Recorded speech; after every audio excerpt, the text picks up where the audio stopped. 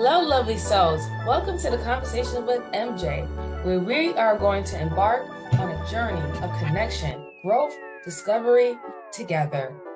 I'm your host, MJ, and I'm thrilled to have you join me on this exhilarating ride through realms of inspiration, wisdom, and insight. So, we're going to deep dive into the heart of what it means to live a fulfilling life, to pursue our passions, and to unlock our greatest potential. Each episode is a celebration of human connection and a testament to the power of authenticity and a reminder that we are all on this journey together. So get ready to be inspired, get ready to be empowered, and get ready to ignite your inner fire, because here at Conversations with MJ, the adventure never ends. So join us with every moment an opportunity to shine.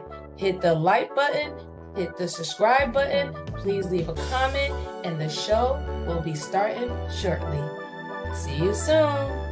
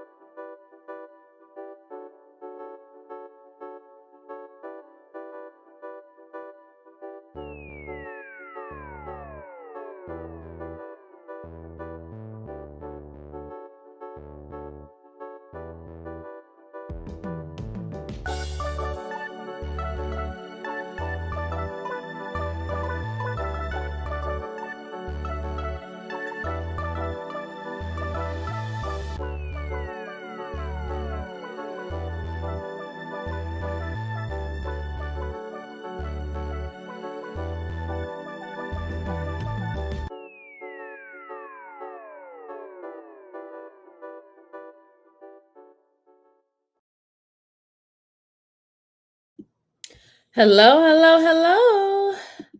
Welcome back, everybody. I hope you're having a lovely Monday. It's holiday. Happy Labor Day to anyone who celebrates Labor Day.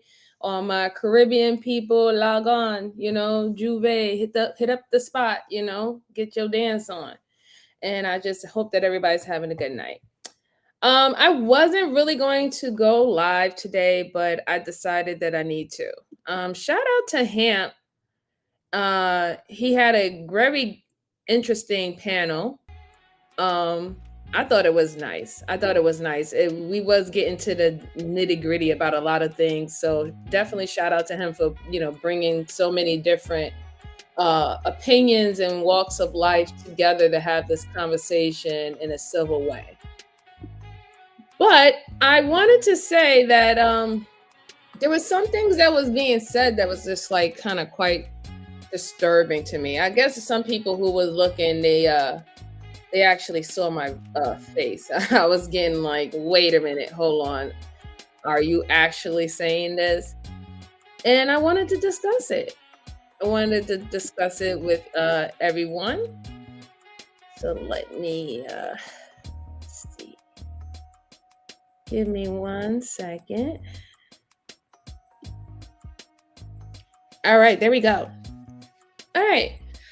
So one of the things that I had issue with is that men were on a panel, and we all know that they don't speak to all men, but they're giving their perspective and their understanding of how men view things, right?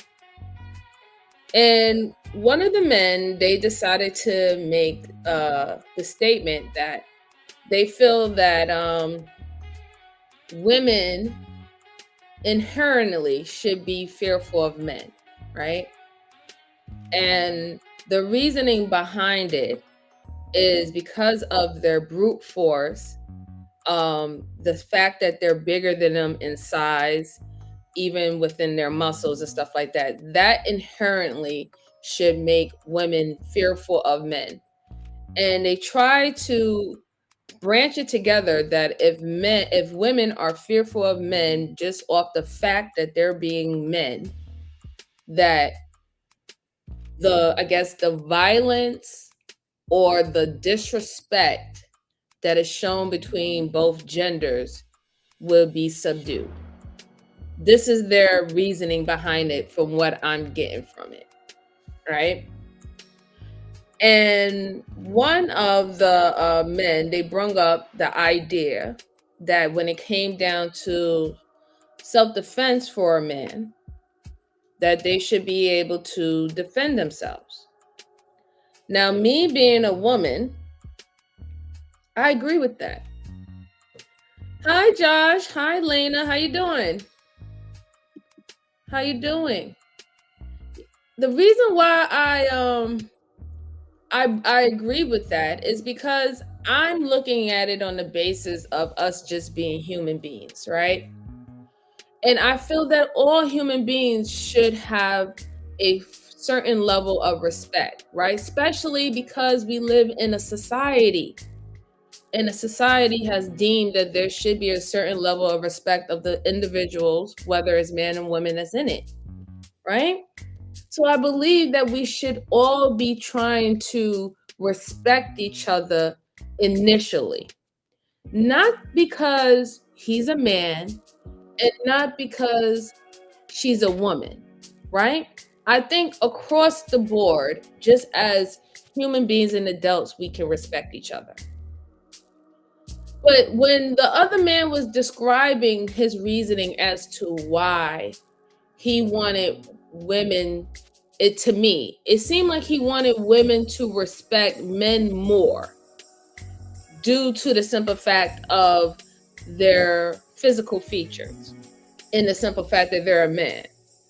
And when I questioned him, it was in the reference of it's for your protection, because you're not going to win against a man if he decides to use his brute force. You're not going to win. So it would be in your best interest is to respect him far more than anybody else. I'm going to say that I don't think that's necessarily the truth, and I don't think that that's necessarily wise. And I'm going to give you the reason why I believe that that's not going to work. Because there are women who have not been disrespectful to men, who has been taken advantage of by men.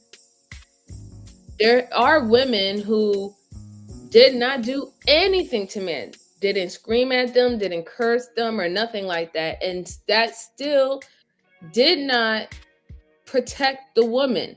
It didn't protect them as much as they thought that that was going to protect them, right? Because it's going to always be up and grabs for the man who wants to abide by that stature. That if a woman is respectful to me and doesn't violate me or think that she can challenge me, then I have no reason to get aggressive with her. Sometimes I think when men have these conversations, they really do believe that majority of them have their mindset. And they leave out literally the evidence that we see out here, that there's a lot of men who don't have that mindset. There's a lot of men who don't care if a woman is nice or a woman is not nice. If they want to be aggressive to a woman, they're going to do it because they can. It's crazy to me because there was one point of time, there was marital abuse, and we still have marital abuse today. But at one point in time in our history in this country, because we do know that in other countries, they still follow that law, that men can marital discipline their wives, right? But we used to have it here in our law too. And what happened was, it was supposed to be somewhat of discipline, and it was entrusted by the government that when they gave men that right at that time, that these were gentlemen and they will use it accordingly and actually can validate why they needed to use this said discipline. When the report started coming out that women or longtime mates was being harmed, they were really being severely harmed, even losing their lives by the said men that the government bestowed upon them to be able to have discipline, to discipline them. This is why that rule changed. Because men in general was no longer trusted to do the right thing with that type of right and privilege. So how can we look at history and realize that they had to remove that law because they seen that more men decided to abuse that authority over their wives than actually uphold it and used it justifiably? How can we remove that part of history when we're having these conversations? It's sad when you continue to try to paint the picture that a lot of men will do the right thing. And I know it's a bias. I know it's anecdotal, especially when you're speaking and you're like, the men around me wouldn't do anything like that. But women cannot bank on your anecdotal experiences. Women can't bank on the fact that your group of men that you hang around wouldn't do that. And it will be foolish for women to think that more men outside of your sphere of men possibly don't think that they should be able to correct or discipline women. Now, there was another man on that panel that I kind of agreed with. I felt they said that, men are really getting abused out here. Women are hitting them upside their heads, slapping them. And they're doing this because they know that they're looked at as the weaker vessel. They know that the consequences for men will be higher in society, and that they will have this kind of image on them about being a abuser, which they feel that is, is not fair. That's the double standard that they was talking about. So me listening in and me understanding what they're saying about, hey, if I'm defending myself, I should be able to defend myself and it should be leveled. Or if the woman is attacking me, she should be looked at in the same light as I would be looked at if I attacked her. So what did I do? I said, okay, I'm listening. How about you advocate for that? Advocate for the stigma of a woman putting her hands on a man outside of defense should be looked just as bad as a man doing it. But that's never enough, it seems. It seems like these particular men wants to be able to correct the behavior of the woman right then and there. And then that's it. They don't even want to even get the law involved. So I'm trying to understand what is the argument about the double standards when in fact that the double standards in this scenario, according to y'all, it will save a lot of women's lives. Right? I want y'all to just think about it. What if any man can come while you're walking down the street. What if any man can walk up to any woman and force himself on her without any consequence, without any other man getting involved? What if that happens? And the men who is in the chat, think about that being your daughter or your mom or your aunt. Are you literally going to tell your aunt, your daughter, your wife, your sister, are you actually going to tell them that they should submit to a man,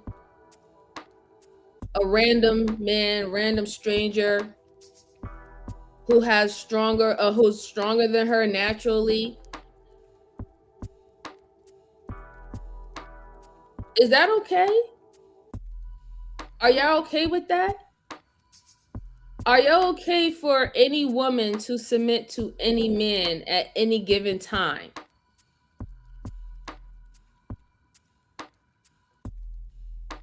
I would love to know that.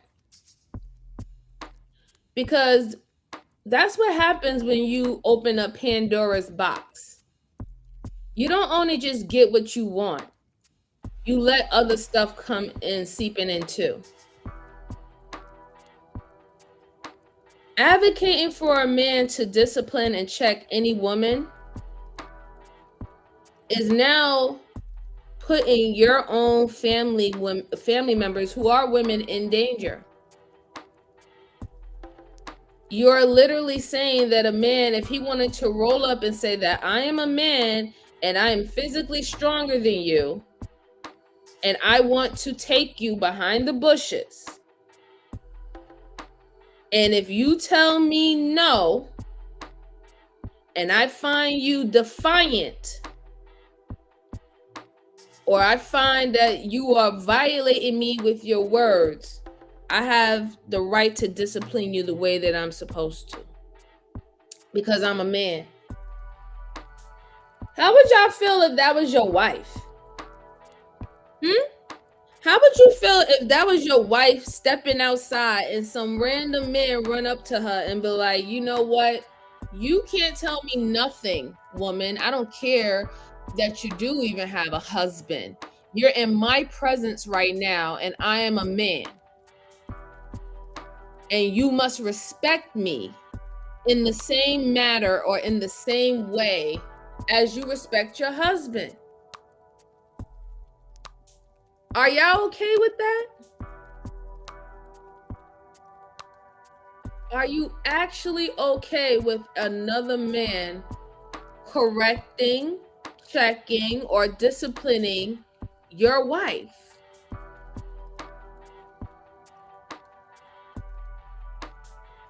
I want some men to come up, so I'm going to put down the link.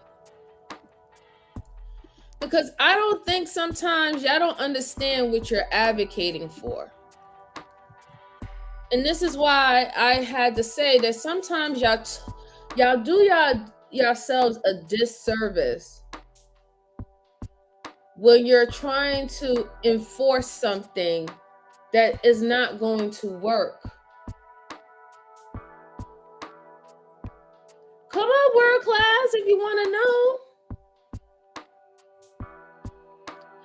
Oh, can you turn on your camera for me, sir?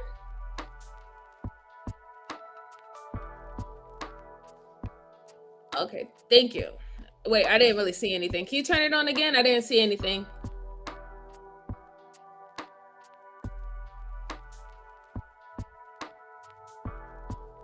Can you turn on your camera for me one more time, please? So I can make sure that you are who you are. Oh, okay.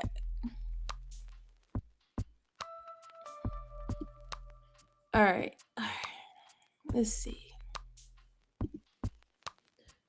Hello? Yes, ma'am. Good evening. I'm glad that you came up, sir. Good evening. Good evening. Yes. Let's get it. All right. So, you was there for a long period of time, true. And you saw that I was literally stating that I feel that men should have the right to defend themselves. So I understand. I don't think that women should get away with just hitting men, right? So when the gentleman below us, me and Aaron, suggested, that maybe the laws need to be more strengthening, or maybe women need to have the same type of consequence for attacking a man first initially, the same way that a man was, I was all for it. But then he went from that point to, no, I don't only just want that. I want to be able to discipline said woman or any woman myself. So you don't want to go by the law. You want to be the bringer of the law anytime, anywhere, to anyone. Do you think that that's okay? As a man who has a beautiful woman who's about to be your wife, would you be okay if another man outside of your home disciplines your woman?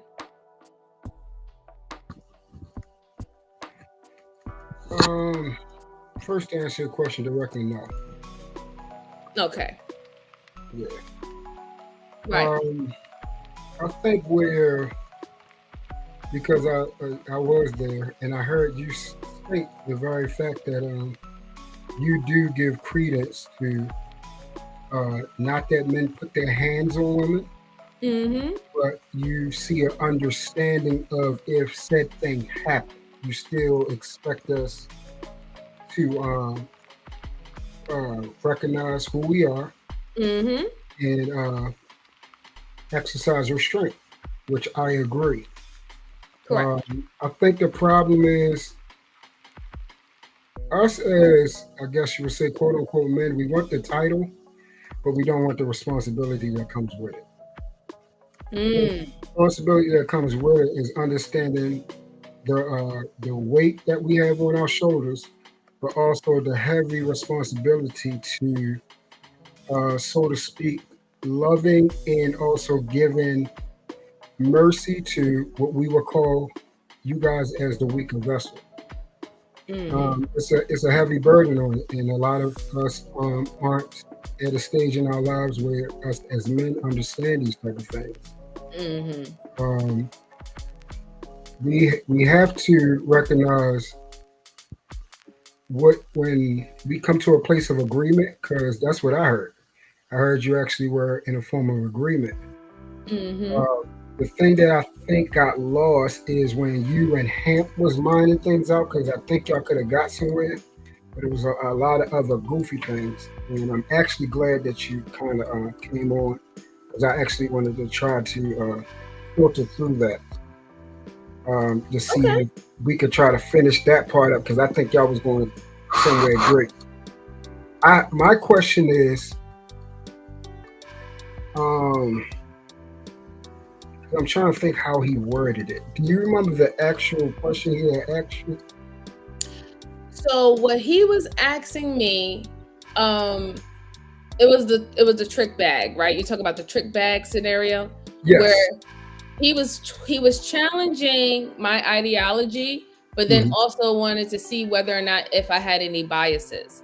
So Correct. that's why I literally told the bias. I said, yes, I do believe that men should have the right to defend themselves, but my bias as being a female and knowing that men are stronger than women, I don't think that him punching her, even though that would be equal if she punched him in the face, I don't think that he should do that because of the simple fact that they're not equal in strength, even though it's the same act. You understand what I'm saying? Hmm. So that was the trick bag, because if I'm against that, if I'm biased against him striking her in that way, then how can I really say that I'm an advocate for men to defend themselves? But I really do believe that I can have both stands, right? I believe I can have both stands because I do things that there are steps that men can do to defend themselves, and they can also have the control, like you said, or the restraint due to knowing that they are the bigger and stronger vessel, that they don't have to go the same exact route as a woman. Correct. I agree with that. I think it was more along the lines of the respect thing. Right. So when it comes to, I think decency in order and cordiality and common respect is due to all personnel, Correct. men and women, children, elderly people, so on and so forth. Um, I think that we get two words kind of convoluted, which is another word that is closely aligned called deference. And deference is a sort of a strong respect or sort of allegiance to defer to usually a person of a considerable amount of age or wisdom. Where most of us, we call them OGs. For those of us that were part of the streets and things like that, we defer to who they is, their time, their experience, what they brought to the community, the work that they put in, and so on and so forth. A lot of times they get what's called deference. Right. Respect towards men goes like, regardless, well, I would say a man of intelligence. He Mm-hmm. will understand, he will not underestimate any man for any reason that he does. If it gets to that level, he poses a possible threat to injure you or harm you to the point of expiration. That's Right. how I look at every man. That's how I was taught. Right. Um, so since men look at men like that, I think he was saying, why is it that women don't look at men in that manner? Right. And I understand why men wouldn't understand that truth. It's because let's put it like this. As a woman, if I was, because this is what Kenny, when he came up, this is what he was stating. He was stating that there should be a sense of fear that women have in general for just a man itself, right? That you should be always fearful of your life or getting this man aggressive or agitated. You should always have that sense of fear that he can literally harm you and unalive you, right? And it's going to be hard as a woman to have that type of sense of fear and then still deal with men in the way that they want us to. So I don't think a lot of men don't understand, when you want women to be fearful of her life with you, then how can she trust her life with you in a relationship or in a marriage? Because that is required of a woman to solidify the marriage and the union, right? She has to be vulnerable enough to put her life in your hands. But then the same breath, you're telling her that she needs to be fearful of her life with you as a man, your nature, your gender. That is troublesome to women, right? Because it's hard. I know that you can fear and you can trust at the same time. They do coexist, right? But it's very hard to trust and fear the same person, right? It really is. If you're trying to trust someone and you are letting your guard down to be vulnerable with them, that sense of fear goes away. That particular sense of fear, because now you're giving your life to this person and putting it in his hands. So you're supposed to remove that fear. They're literally asking women to remain a certain amount of fear, but then still trust them with their lives. And that is just weird.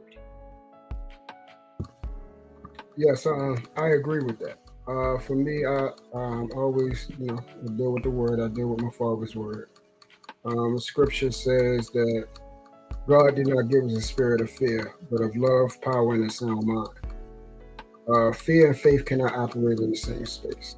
So I do not think fear and love and respect can operate in the same space. It's a term called reverence. Mhm. and it specifically talks about it in Ephesians 5, 22 through 30. Okay. And the verse goes that a woman should reverence her husband as unto the Lord. Reverence, Mm-hmm. fear. And reverence is, it sort of runs along the line of deference. Mm-hmm. It doesn't. It's not the fear of that this person is going to produce or provide or could expire you or delete you. Right. Actually, that if anyone else were to harm you, that could happen. So Right. that's how my woman looks. From her, knowing who I am, and then also what brought us closer is that her family actually, we had relationships, and have done things, outside of her knowing prior Mm-hmm. to me actually being with her. So once she was like, "Oh, my peoples actually know you. They know who you are. They know you're a decent man, but they also know other things about me," Mm-hmm. which puts them in a space that they know that she's safe, that she will be protected if anyone were to ever try to harm her. Right. So that level of aggression and violence, men like to say, stay dangerous. We want to Mm-hmm. understand that you are dangerous, but you have the discipline to know that that danger will not come to the woman you love, because that provides your number one need, which is security. She would not Right. she would not be able to be with me if she feared. That's what I'm saying, and that's why I titled it the way that I titled it. Like, of course I'm going to speak on what women do to, kick themselves in their own foot. But when men talk like that, you are removing literally the protection level that you say that you give to women, because now you're telling them that they should fear for their life while they're even under your roof. It's Do you know how stressful that is to be a woman, to be under the same roof as a man and have to walk on eggshells, because if you say something wrong or you disagree or you don't do something properly that they don't like, then now you're fearful that he can physically harm you or visit or verbally abuse you. Like, that is not, I don't think that that's what God wants, right? I think that when men Nope. talk about this, right, we understand that you have to be assertive. We understand that you have to be aggressive, right? Because we want you to go out there and tackle the world, especially when you have to go outside. We're not trying to remove that from you. We know that that's a part of your nature. However, I think that the only fear that a man should establish with the woman that he loves is that she will lose him. And that will go on the basis of you believing that you are valuable enough to be lost. And I think men, they want to windmill and they want to enforce their value on women. And you can't force your value on women. The fear should be, if she had a good man and she lost him, she's going to deal with the consequences, right? That should be the biggest fear. I don't think that's I think that that's all the fear that is needed. Not this, I need to fear my life and I have to walk on the eggshells, because you know what else happened? Who else walks under eggshells? So do your children, right? Bingo. Hmm. Your children's going to walk on eggshells, and you know what's going to happen? Your children is not going to You're not going to be the first person that your children go to when they have a problem or they made a mistake. So you're not going to be the first person they go to, because they see what happens and how you act if you felt that they disrespected you, that they didn't follow directions. That's what's they're not they're like, okay, no, I'm just going to keep that to myself, or I'm going to go to somebody that I feel like I have the conversation with and not have to fear that I'm going to get knocked upside my head. And that's why I really do feel that men do themselves a disservice. You can't paint yourself as the big bad wolf in women's eyes and then get mad when women look at you as the big bad wolf, because this is why a lot of women are tapping out with unions with men. This is why more women are saying that they would prefer the bear than the man, because you're not we know that a bear, his movements are is usually, predictable. Men's movements cannot be is not predictable, not as much as we like to believe that they are. They're not. They can fluctuate just like women fluctuate. You know why? Because we have emotions. You're going to get angry, I can get angry, you're going to get mad, I can get mad, you're going to get frustrated, I'm going to get frustrated. This is just natural things of us being a human. I just don't think that it's wise for men to lead like that. You shouldn't be asking women to look at you as this big dangerous being, and then but expect you to say, oh yeah, I'm a big dangerous being, but I do have a soft side. So trust me that my soft side is the only side that I'm ever going to show to you. That's not how women think. Women, if you're going to beat in women's heads that you're dangerous and we need to fear you, guess what? Women are going to fear you. They're going to fear you. And they're not going to risk. They're not going to risk anything. If you're telling them that there's always a risk with you, then when women decide to be logical instead of trusting, that is what's going to happen. You're not going to see a lot of women that wants to be around or deal with men, or even be around large groups of men or a particular type of men. This is what's going to happen. Absolutely. I think where we probably gotta build a foundation is what we understand as respect and disrespect, and then find a way that where is the line of how a woman should address a man. So you said you were, you was raised in a two-parent household. Mm-hmm. You have a close relationship not only with your father but your brothers. Yes, my father passed away, but I did have a very close relationship with him, and I do have a close relationship with my brothers. Yes. Right. So, from your recollection, how was the conflict uh, resolution process between your mom and your dad when things arise? Well, normally, my father was old school, Mhm. and my mom is of a good of age. But normally, if it ever got to the point where they were really angry at each other or loud, then one of them, they knew that they needed their separate space, right? So they would go to their separate space, calm down, and then they will come back and and have the conversation and then go back to regular daily activities. But they knew each other's levels of how far they were going and how far not to go, right? It wasn't about like trying to beat down whatever each person was trying to deliver to the person. They would just literally leave it there. I said what I said, leave it on the table. And if we are not in agreement, later on we'll get back to that. Or whoever decided that they wanted to compromise from the disagreement, they would take the first initiative. So it used to always be a give and take, right? It was a give and take. It wasn't always like my mom conceded, and it wasn't always that my dad conceded. It was when they felt that it was right to continue to keep the union in the household, positive and moving it forward. They were willing to do that. So a lot of people are not willing to do that. A lot of people just want to be right.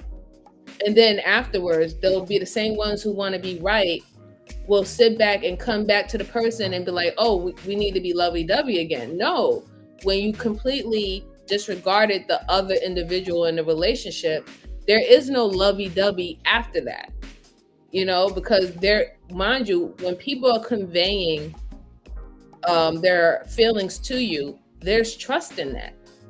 Right? There's trust in that. And then sometimes that's the argument that I hear men have, right? That when they convey their feelings to a woman, they feel that they're being undermined. And that's why they don't trust women the way that they're supposed to trust women anymore. Or they'll say, I'll just tell the woman what she want to hear because she just want to hear herself being right. And I'm going to still go do me in the process. So I see it on both sides. That's what I'm stating. I see it on both sides, how it can be disheartening when you're speaking to someone that you love and you feel that your feelings is being undermined, or the person is not trying to get you, they just only want to be right in that moment.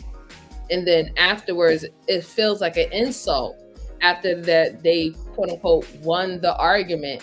Now they think that everything is supposed to just go back to happy, perfect, nothing ever happened anymore.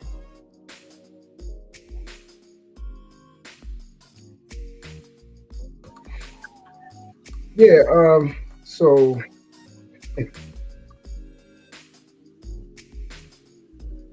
if so, you saw a lot. You were saying you saw a lot of compromising. Yeah, I would say that. In general, I would say that I saw a lot of compromising and moving forward. Like these my mom and my dad, these are two individuals that didn't harp on things. Mhm. They didn't really harp on things. They didn't carry things to the grave type per se. Okay. So, all right. So as far as all right, so then you gave mine. So I would put like share mine. So the household that I grew up in, um, like I say, as you know, I have a biblical and religious background. So that's how it was ran. Hmm. And uh, my father, my grandfather, they were a man of few words, but when they spoke, it recognized, it resonated through the whole house. Most of the time, they grunted and farted, and that was it. And we came and gave them a hug and a kiss.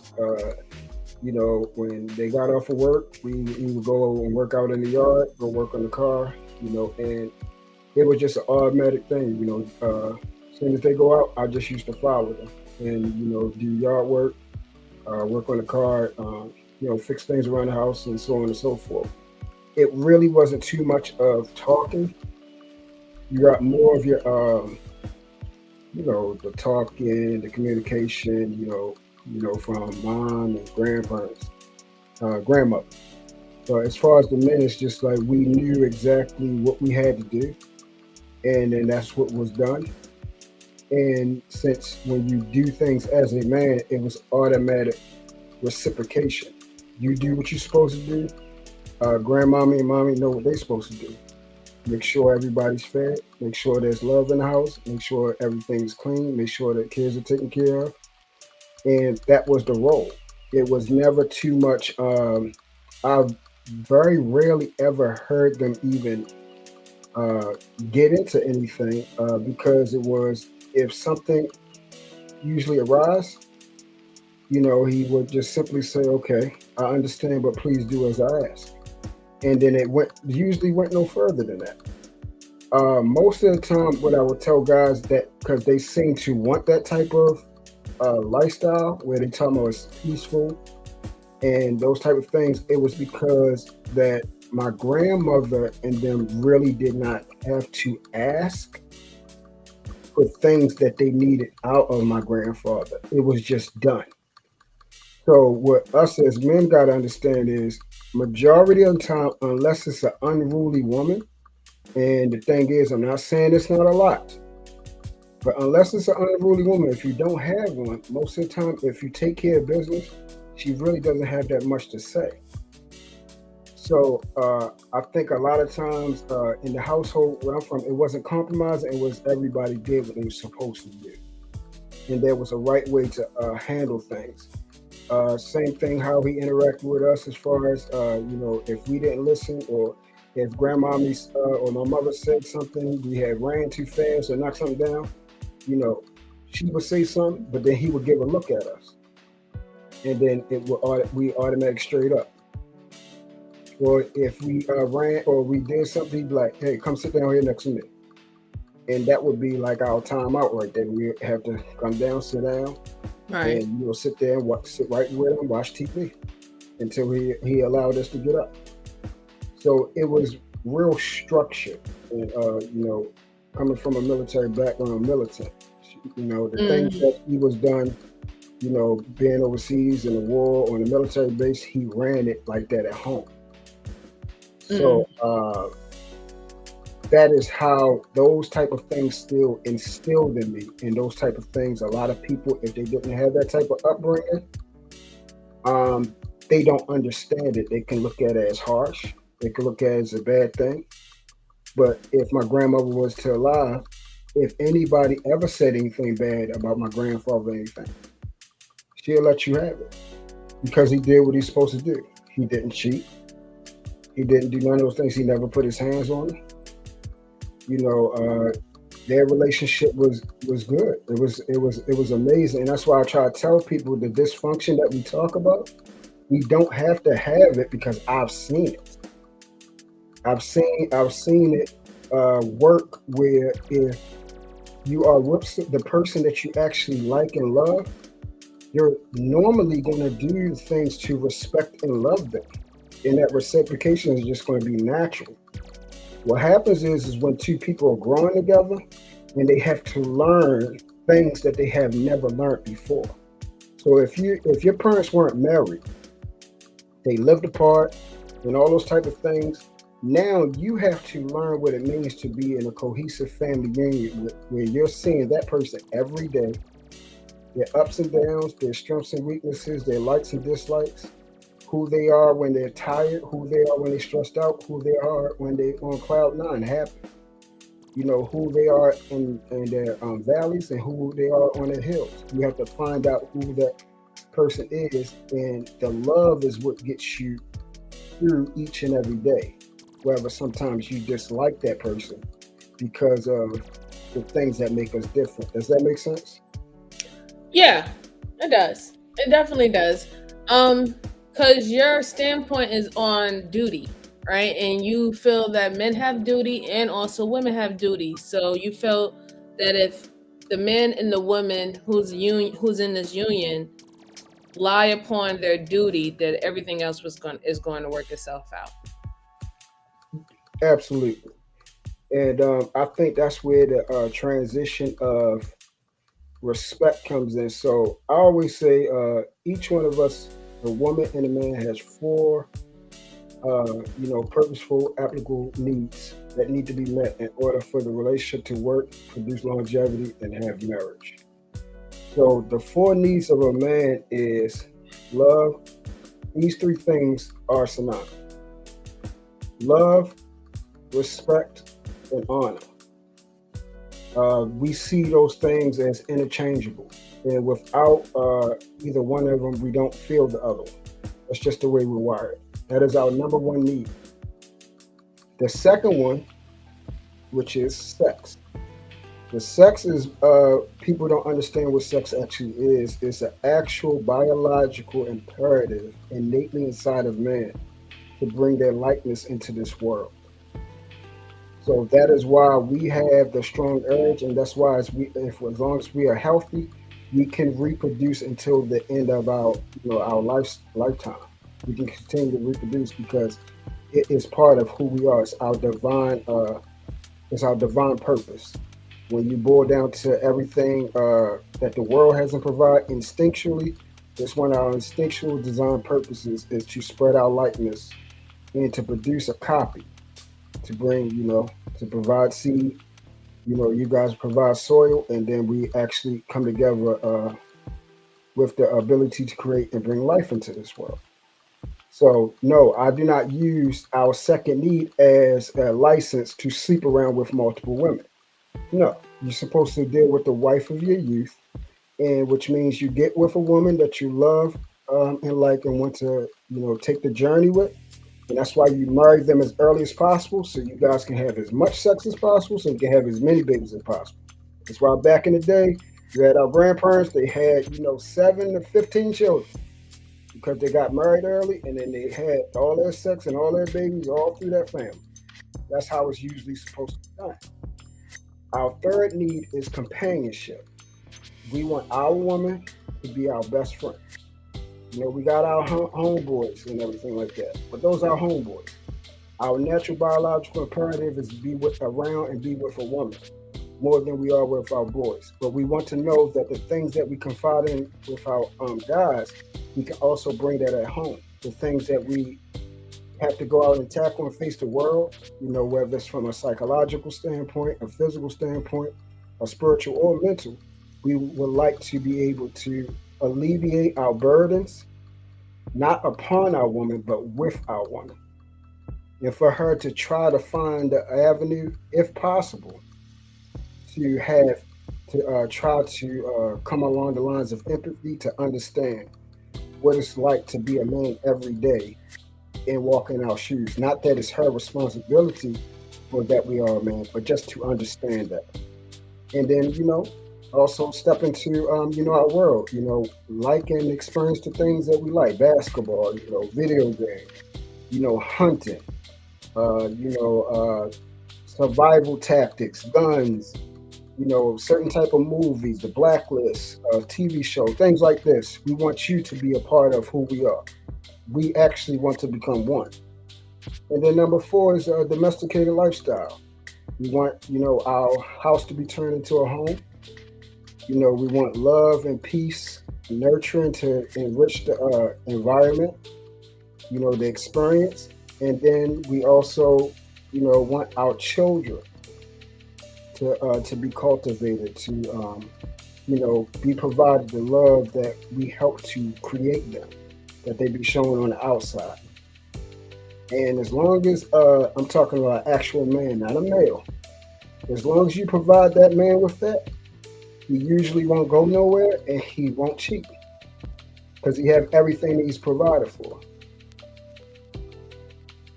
So Yeah, I mean, I definitely understand what you're saying, True, but that's when we have to get to the reality of things, that there is not a lot of men anymore. There's a lot of males true. who are literally shooting themselves in the foot. Going back to what I was stating earlier, is like you have men who are advocating for women to fear their lives with them, but then also on the other side of the coin, asking women to give their lives to them. And that is mixed signals and confusing to women. I would assume the collective of women, because the way how energy or emotions go is that you have a certain state of period. You're in a state of paranoia, especially when you're fearful, right? And then usually it has to be something different that will make you calm down or make you less fearful. Like something has to happen for you to get out of that state. But if you want women to stay in the state of fearing men, then men have to understand that they're going to have to deal with the consequences of women fearing you in that way. If they fear their life with you, then women are always going to have their wall up and they're going to always be on guard with you. And that is not going to produce the type of nurturing that you was just stating. They're going to have the somewhat of the mindset of, I'm going to have a plan B. I'm going to have a exit plan. I'm going to have to be mindful that the bottom of the pot could fall out. Even if I don't wish that the bottom of the pot falls out, there is that possibility. And this is not to take accountability away from women to not know that, there's a risk anyway, regardless of dealing with another human being, right? Women have just as much fear with dealing with another woman as a man too, right? Because women can harm other women.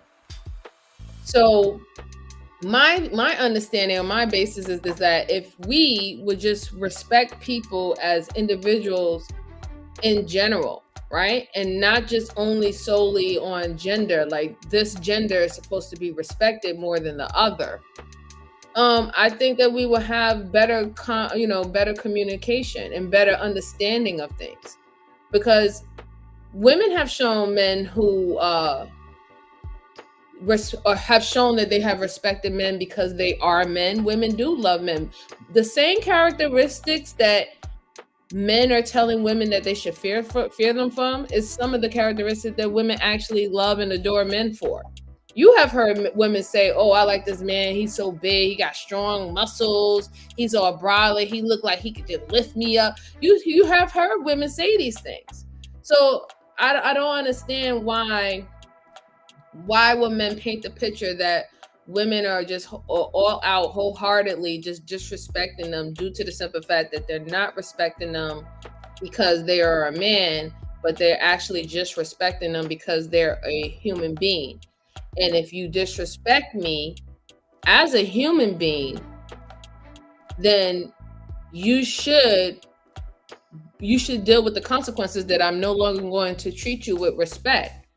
See, the problem is when these men have these conversations, they want women to respect them on a higher level than they actually respect themselves. But then when you challenge and you call the men out and let them know that this is what women are hearing, reading between the lines, when you say that statement, you're telling her that she can be disrespected because she's not a man. She can endure that because she's not a man. She does, and since men and women are not equal, right? This is what they're saying.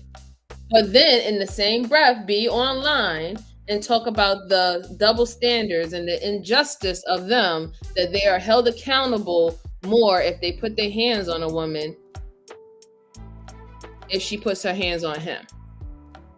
And I think that these mixed signals is the reason why we can continue to have these type of conversations, and the genders keep on going back and forth. Because do you know what you're asking? Do you really know what you are asking women to do? Excuse me. That's why I brought up the scenario that would you want your daughter to be submitting to every man who walks across the street from her outside of her husband? Because there's going to be men who's going to take advantage of that. This is what they don't want to admit, that there is going to be men who's going to take advantage of it. There is a reason why your husband is your husband, your boyfriend is your boyfriend, and your father is your father, and your brother is your brother, right? Their titles and their positions. There's a reason why they have an importance in a woman's life.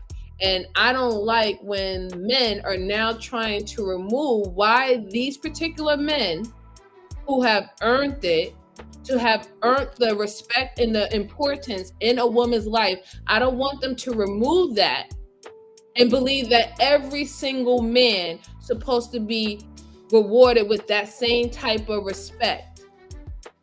Because if that's the case, it undermines your position that you earned. And I'm wondering, why are men willing to give that up, to give it up to other men who have not earned that? There's other men who have not earned women's respect. They are out here disrespecting women, calling women out their name, impregnating them and running, giving them STDs and running, having sexual relationships with them, but then want to go out there and ridicule them for having sexual relationships with them. Like, there are men out here who are doing things that are not, that they should not be respected at the same level as you, who make sure you go out your way to be respectful for women and to protect the women that you love and care about. And now these men are going online and they saying that no, even your wife, Truth, even your daughter should respect them regardless, just because they are a man. Not the man that you chose for them, but because they are a man, they should literally submit and bow down. I don't think that's very dangerous. To me personally, as a woman, I find that very dangerous. If you're telling women to submit to any man, she can't say no because she has to fear for her life. So now are you telling women that they should endure if that man decides to take it further than just cursing her out? She should just accept that, well, I might as well just let him sexually assault me because I have to worry about him unaliving me in the process. And guess what? Women do that, and what happened? They still get unalived. I just don't think that men who actually value and appreciate women and appreciate their women folk in their life, you wouldn't want that. You wouldn't want that for your loved ones. I don't think that's wise. That's all I'm saying. Yeah, no, I agree with that. That's why I said hopefully we can we can start building from this, build a solid foundation. And that's why I started off on the two main things that we both need. You need security, I need respect. So how do we both get these things on a reciprocal level? So naturally, so I'm a ask you a question. Sure. Uh, the military, us as civilians, we give you guys deference, correct? Mm-hmm. Why is that? Well, I say that the reason why y'all give it to us is because you believe that we're doing the things that you were not willing to do. And we're putting our life on the line for our country, which is filled with many people that we don't know. So, yeah, I feel like that's a selfless duty. And then you hold that in high regard. Perfectly said and correct. Also, you guys are able to do things that we're not able to do as well. So not Right. only are y'all willing to do things that we don't have the mental fortitude and psychological fortitude to do, uh, most of us aren't able physically to do the things that you guys have been able to excel in and be exceptional at. So Mm-hmm. this is why we give you that deference and that respect, because we look at you guys as protection. So using that, I want to try to swing that over and build that into a foundational between men and women. You guys respect us because the natural law is physically we're bigger, stronger, and faster. And I'm not talking about all men are physically. We're talking about if we put a man and a woman with, let's say they have the same markers to be exceptional athletes, Mm-hmm. and we put them through the same training course, because men are the way we design, we usually will excel greater. Just like the greatest basketball players in the world are better than the greatest women basketball players in the world. Does that make sense? Mm-hmm. Okay. So now, if you are, let's say you aren't the person that you are, that has went through all this military training and things like that. So you got to understand, you are a far cry away from the average woman. Understanding situational awareness, self-awareness, environmental awareness, things to look out for, that you have keen and sharpen your senses to be aware of not to even go into certain environments, or you can know around what's around the corner before you even take the steps. You can sense people coming around the corner before they even come around the corner. These type of things allow you to have the upper hand, where a lot of men actually, not a lot of us, but men supposed to automatically divinely have that, Mm-hmm. which allows us to be keen hunters, which allows us to also protect our family members. We're supposed to have what's called provision, Mm-hmm. and to also be preactive. Now, yes, of course, a lot of us is not moving off of provision, and we daggone sure ain't preventative or preactive. We have became way more reactive, as we have seen clearly on here with a lot of the complaining, murmuring, and crying we're doing. So I understand that. Right. We're trying to build, I'm saying we're trying to build a foundation off of the men that are willing to conform to what we are biologically, divinely, and naturally. So let's start from there. We're not talking about the ones that's not going to do it. You're out by yourself, and Mm, let's say we have an idiot that believes he can take advantage of you because he's bigger or stronger or faster. I mean, he believes he has the upper hand. right. I am with you. Uh, we both know what time it is. What's your first move? And this is very important. Okay, so my first move is I'm trained to scope out the area first, right? Mhm. So if someone is approaching me and it's a threatening manner, I try to scope out the area because me initially, I'm supposed to get to safety if I could. If that's the option, the first option, to get to safety first.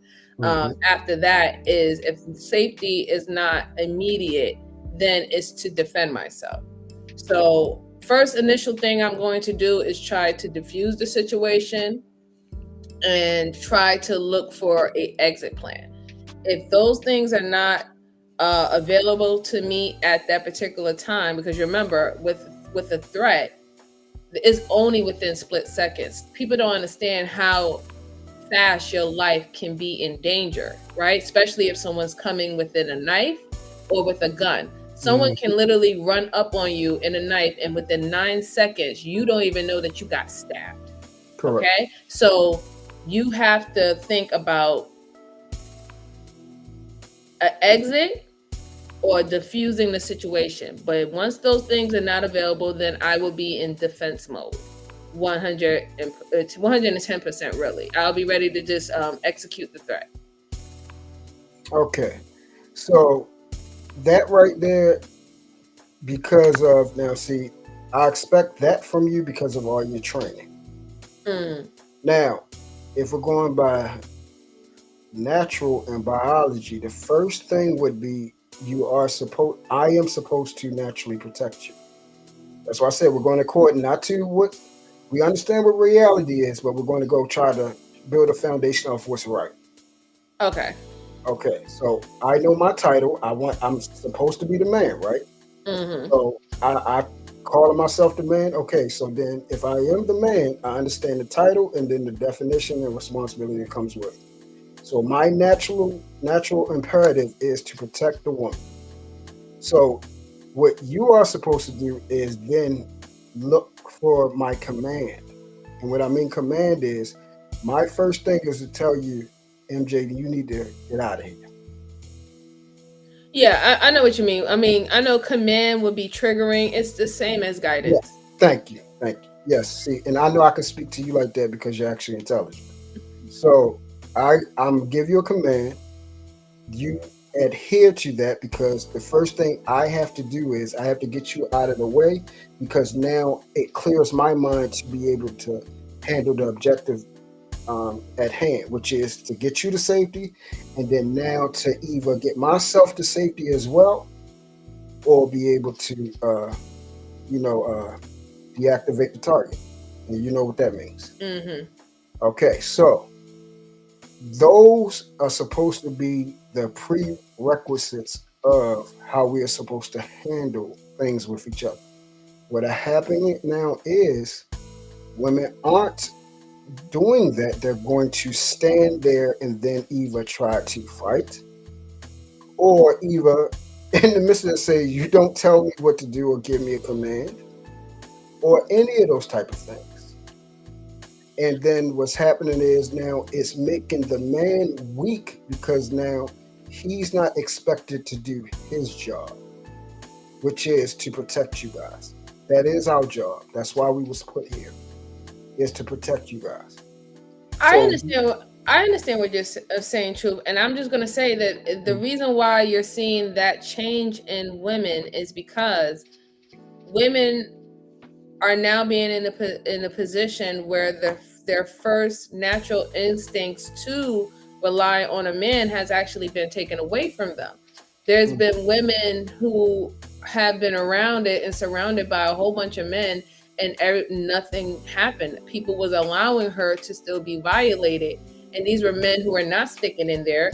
We have men who are saying that I'm not responsible to defend or protect any woman that is not under my governance, you know? So with that, women are already mentally being trained that, hey, we cannot rely on a man, just a man, period, to come into defense. We do see that some men do have that, but it's becoming more or less. Or I'll say that that type of mindset is declining, right? And because men are complaining, saying that they're running across women who are getting themselves in issues, and now they want men to come and clean it up for them, right? They are feeling like they're cleanup men for women who are acting unruly or getting carried away, and they're expecting some man is going to come and save them from their own consequences. So we know that those things are happening, but women are now being in a position in life that they have to think about self-preservation in that way, that they will have to defend themselves. And that is no guarantee that a man or their man is going to defend them. And I believe that is women should have that mindset that they should know how to defend themselves, right? I believe truly that women should always have that. Even if they do know that they can depend on the man that they're with to stand up and step up to the plate, they should also be able to protect themselves regardless, right? Because who knows? The man that you can be standing up next to, he goes fight for your honor, right? Quote quotation marks. He go fight for your honor and he loses his life. Now you're still at risk if he loses his life, if he doesn't win that particular war in that moment. You can now, what are you going to do? Are you going to still stand around and think that another man is going to look and see that this man lost his life and take that risk? No. You still have to have somewhat of this, I need to defend myself. But I do agree that it's a tricky situation.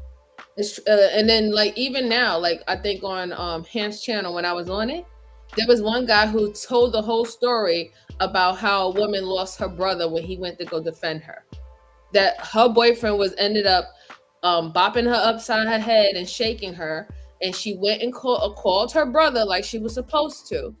Her brother came, and he ended up I guess shooting the individual.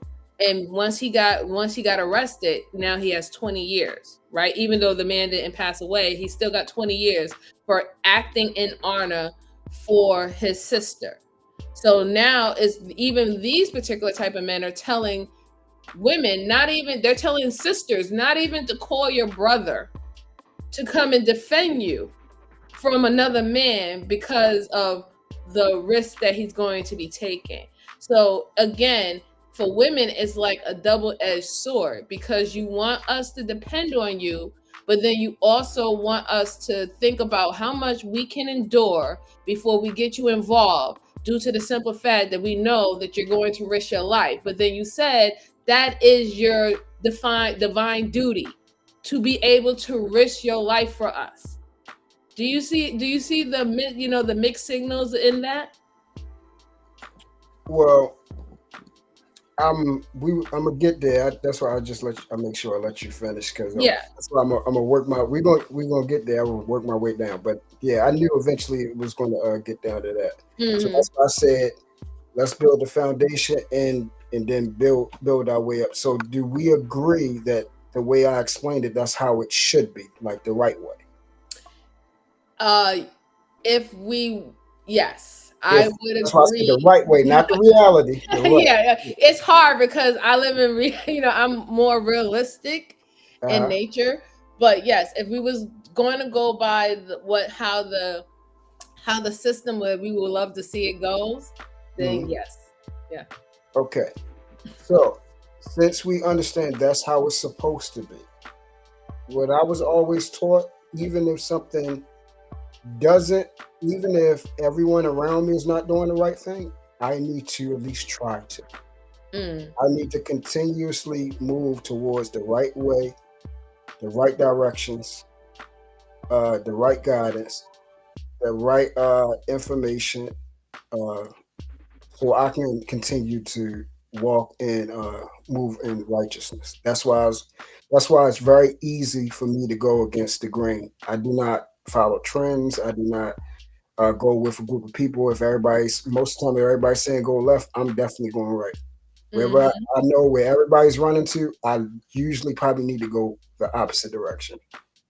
And that's how it's always been for those of us that are leaders.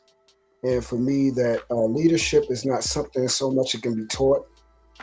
We always try to make classes and things to help us produce certain aspects. But when I think of a leader, I think of an NBL, a natural born leader. Mm-hmm. Mm-hmm. Leadership is actually a gift. And what happens is over the course of your life, you will constantly, without even you knowing it and without you choosing it, be put in a place of leadership consistently. Mm-hmm. That's because it's for you. You are an actual leader. What is happening is a lot of people are taking on the calling of leader, and that's it's not for them. They take classes, they take everything, and they think they're an actual leader. But then when it comes time to stand, even when nobody is standing with you, they easily fold on their own beliefs. They easily fold on their own standards and boundaries. They even fold on their own principles, morals, and teachings. And those type of things, you can't even trust someone that doesn't have integrity for themselves. You can't trust a person like that. Right. And you see that time and time again. Those who claim to be leaders and be placed in the seat of leadership, this is how they fall so quickly because it Mm-hmm. really never really was for them. Most of the time, people that are the leaders, they don't even want it because they understand the weight that comes with it. But you will continuously see them walk that path, and doing the right thing is the lonely path. Yeah, absolutely. Absolutely. I mean, that's what integrity stands on, right? Is you have to be able to stand alone. Hmm. And if you and not be persuaded to do otherwise, right? And you're able to do the right thing even when no one else is looking. That is literally the definition of integrity, right? Hmm. So yeah, I mean, a lot of people don't have that, and the ones who do have it, sometimes we fall astray, right? We definitely do fall astray.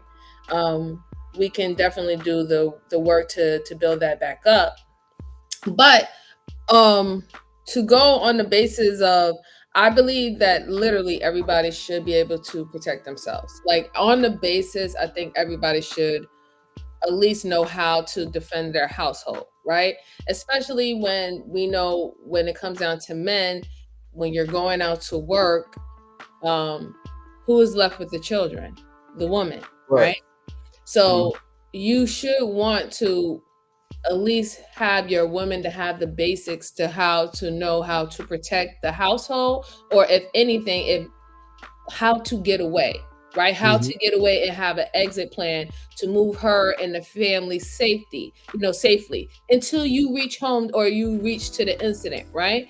um I think it would be like, for me, I wouldn't want, for example, I guess for me, the day that I get married, like, I would want my husband to know that I can take care of myself, right? I wouldn't want my husband to be rushing, dodging traffic, almost getting hit by a car or getting hit by a truck because I called him and I said, "Hey, I think someone is in the backyard." And I don't know what to do. You know what I'm saying? Like, I don't know that I need to go make sure that all the doors are locked. I don't need to make sure that all the windows are locked. I don't know. Call 911. Go hide in a closet or something like that if you hear actual movements in your household, or try to remove yourself from the household. Go to a neighbor. Like, these are things that I want my husband to understand. That, listen, I know what I need to do in a split second if you're not there. That is not me trying to take on his role. I'm literally assisting him when he is not present, right? Because we are a team, and he should know, like, oh my God, if an emergency happened, at least I know that my wife can move the family to safety. And then once I come on scene, she knows I'm going to take it over. Right? I'm okay with that. And I wish that men will feel okay with that, because I have seen men be broken because they had a woman who didn't know those things, and they didn't teach their women those things, or they didn't teach their children that thing. And then they did it because they wanted their children to stay innocent, and they wanted they perceived their wives as being feminine, and that if they were to teach them that would be masculine, right? And then they will be brokenhearted if if something really happened to their family, because they had those tools and they didn't show their family how to do it or how to use them when he wasn't present.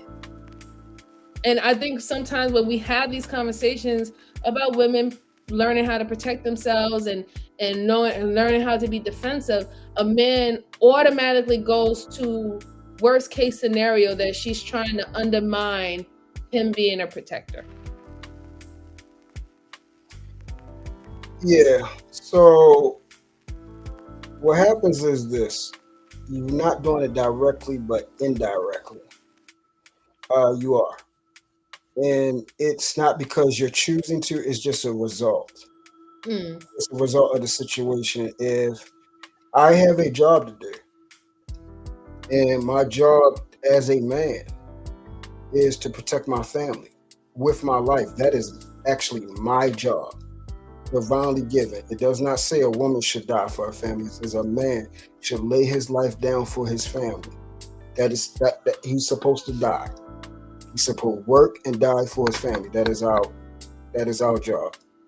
So when you're saying that, you're not saying it, but behaviorally and cognitively, you are usurping it if you're saying that, hey, I can do this, and I'm not talking about you, but I'm talking about other examples. okay. I can do this even when you are present. See, what a lot of times is, you got to take yourself out of the equation because of your education, your actual IQ, your understanding of both sides of a coin, to understand your masculine energy and your feminine energy, to understand what it means to be a protector and need protection. You are not the normality when it comes to a woman. So you have to automatically put that into play. You are not the majority, not even close. You gotta understand, you're basically in the between the 2 and 5% of how a woman in this world actually is. It is not normal, nor are these men in relationships or married to a woman such as yourself. That's what you have to understand. It was a TV show on called Shooter. Uh, it was about the one of the greatest snipers. His name was Bob Lee Swagger. His wife, he trained her, and she knew how to protect herself very well. But when he was around, it was never that she did not call him for help. It was never that she didn't call for him for help. It was never that she not expected him to help. If he couldn't help, then now everything he taught her, it automatically kicked in. She didn't choose for it to kick in. It was just innately inside of her that in the event that your number one source of protection is not there, there is no other way. There is no other way. He cannot get there. He cannot help me. He cannot do his job. And that doesn't make him less of a man. He just can't physically be in two places at one time. So since he can't be there, her training kicked in from what he taught her. That is not her usurping her authority. That is her self-preservation for survival, and also respect for him, for that fourth need I was telling you about, to maintain that household, which is her children. I have to protect this man's and mine's babies right now. That is my now. That is my directive when he's not here. That is when that kicks in, and that is when it's only kicks in.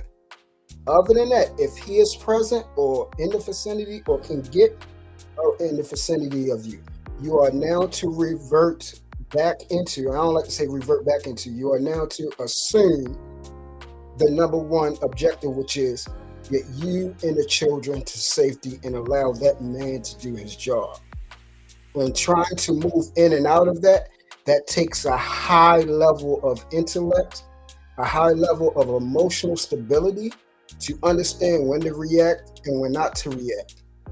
You gotta make sure we add that caveat of who you are versus who these women are in comparison to that event. We have to be real about that. I can definitely be agree. I can definitely agree with that. I'm trying my best. I'm trying my best to remove myself my actual identity as an individual out of the situation. I will definitely say that the reason why you're seeing more women actively take the defensive role is because there is a lack of trust with men in general to protect and defend women. Agreed. And that's the reason why women are acting within that energy initially, even when they're surrounded by a man. And it just goes to show that a lot of women who are around those particular type of men, they still are weary and don't trust them enough to react, or I guess to perform in that way as a protector. So women are being in that energy far longer than what they should be in that energy. So I think that when we talk about like the foundational, like you've been speaking about, is going to be men's job if we had that if that was our reality. It would have to be men's job to continue to build that trust back of women having of men, because they don't want to realize that that form of trust is broken. It's broken, and it's broken by men's reactions, and also some men vilifying the women who called upon them to even act in that duty, in that manner. Oh, you wasn't thinking about me. You look what you got me. Look what you put me in. Look what position you put me in. Like, oh, that man smacked your butt at the what's the name? You could have just let that go and not tell me, because it was just him smacking your butt. It's over with. But do you really want me to go over there and fight this guy because he smacked your butt?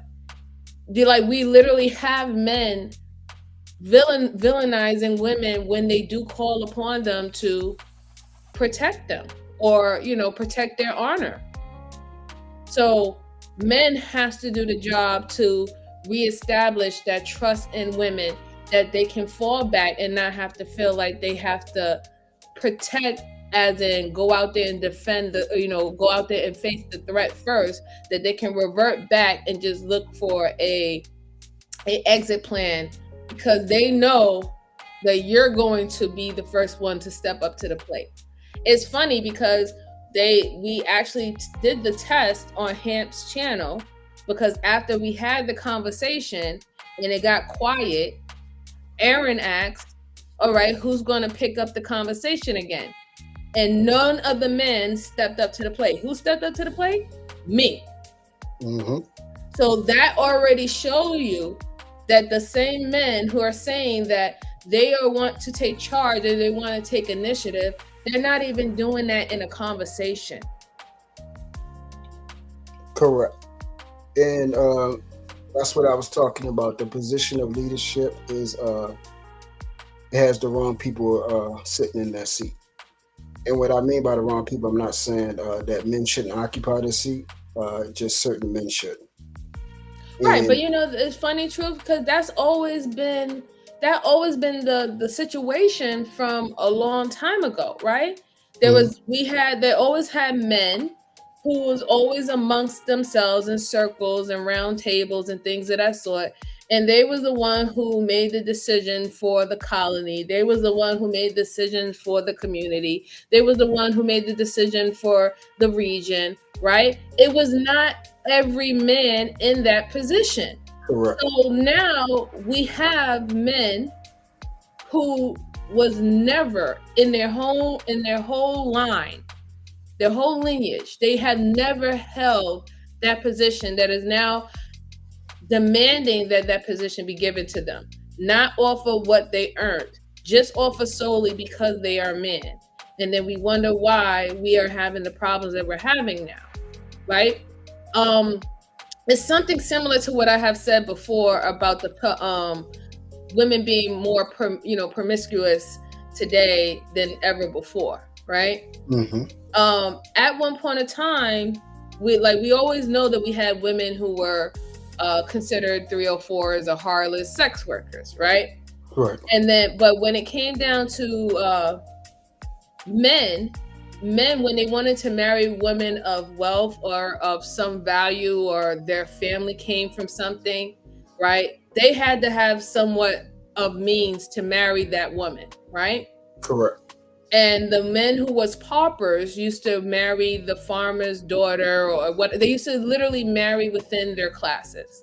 And then it came a time where men who was of low bringing, a low birth bringing, like they didn't come from a wealthy family, they was tired of being shackled to their class, and they wanted to be able to be elevated out of their class, and they tend to do it with marriage. So it was those men who was advocating for women who came from money to marry them, and so they can have the ability to move their line into an upper status, right?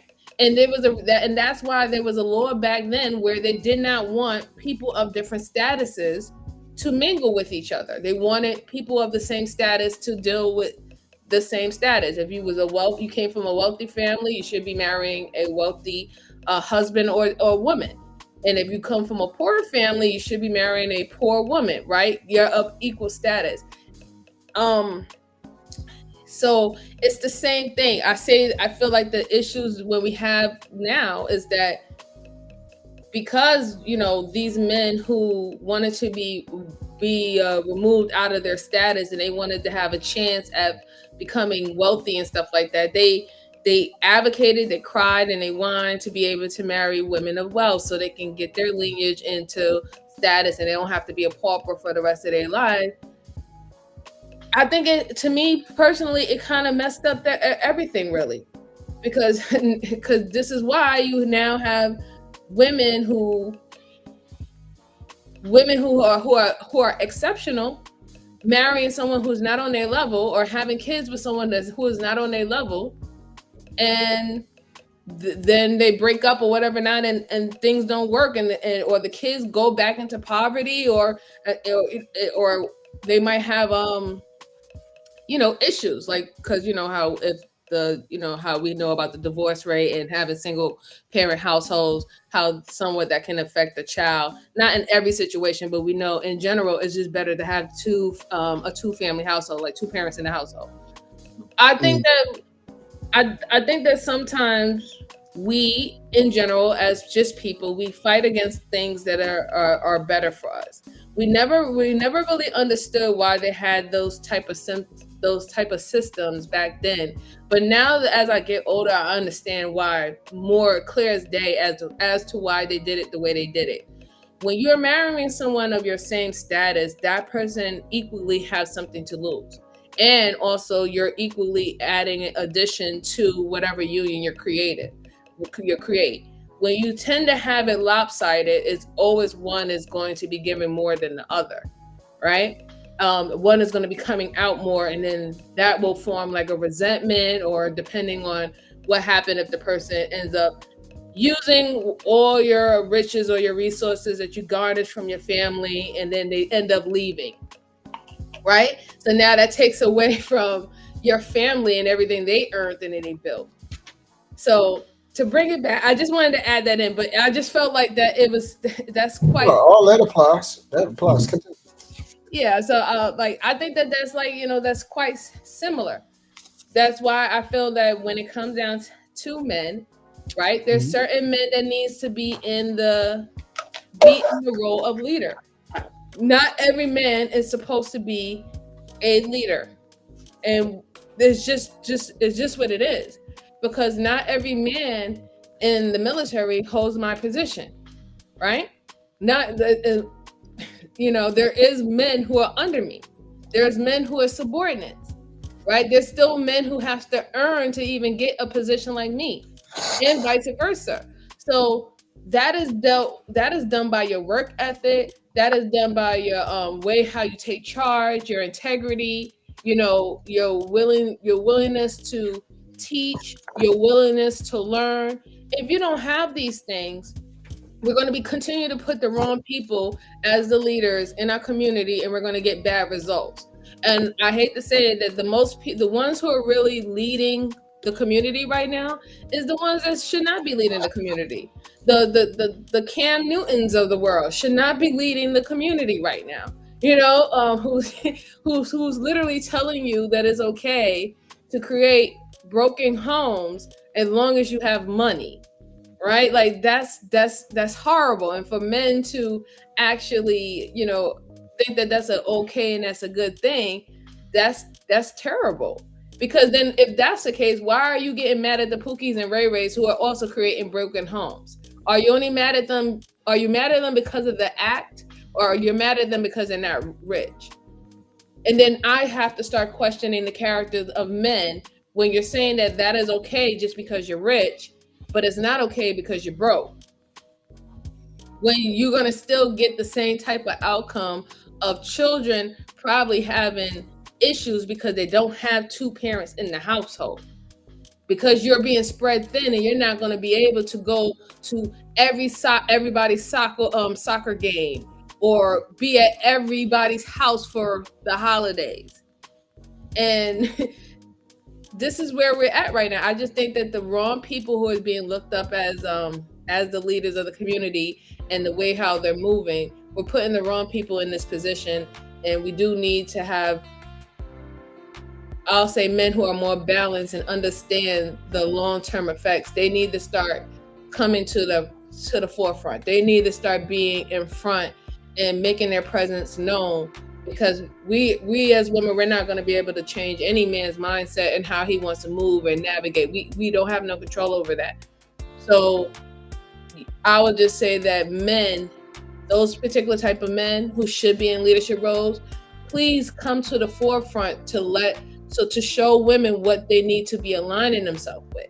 Because I really don't think that any woman would have a problem with following a man who's actually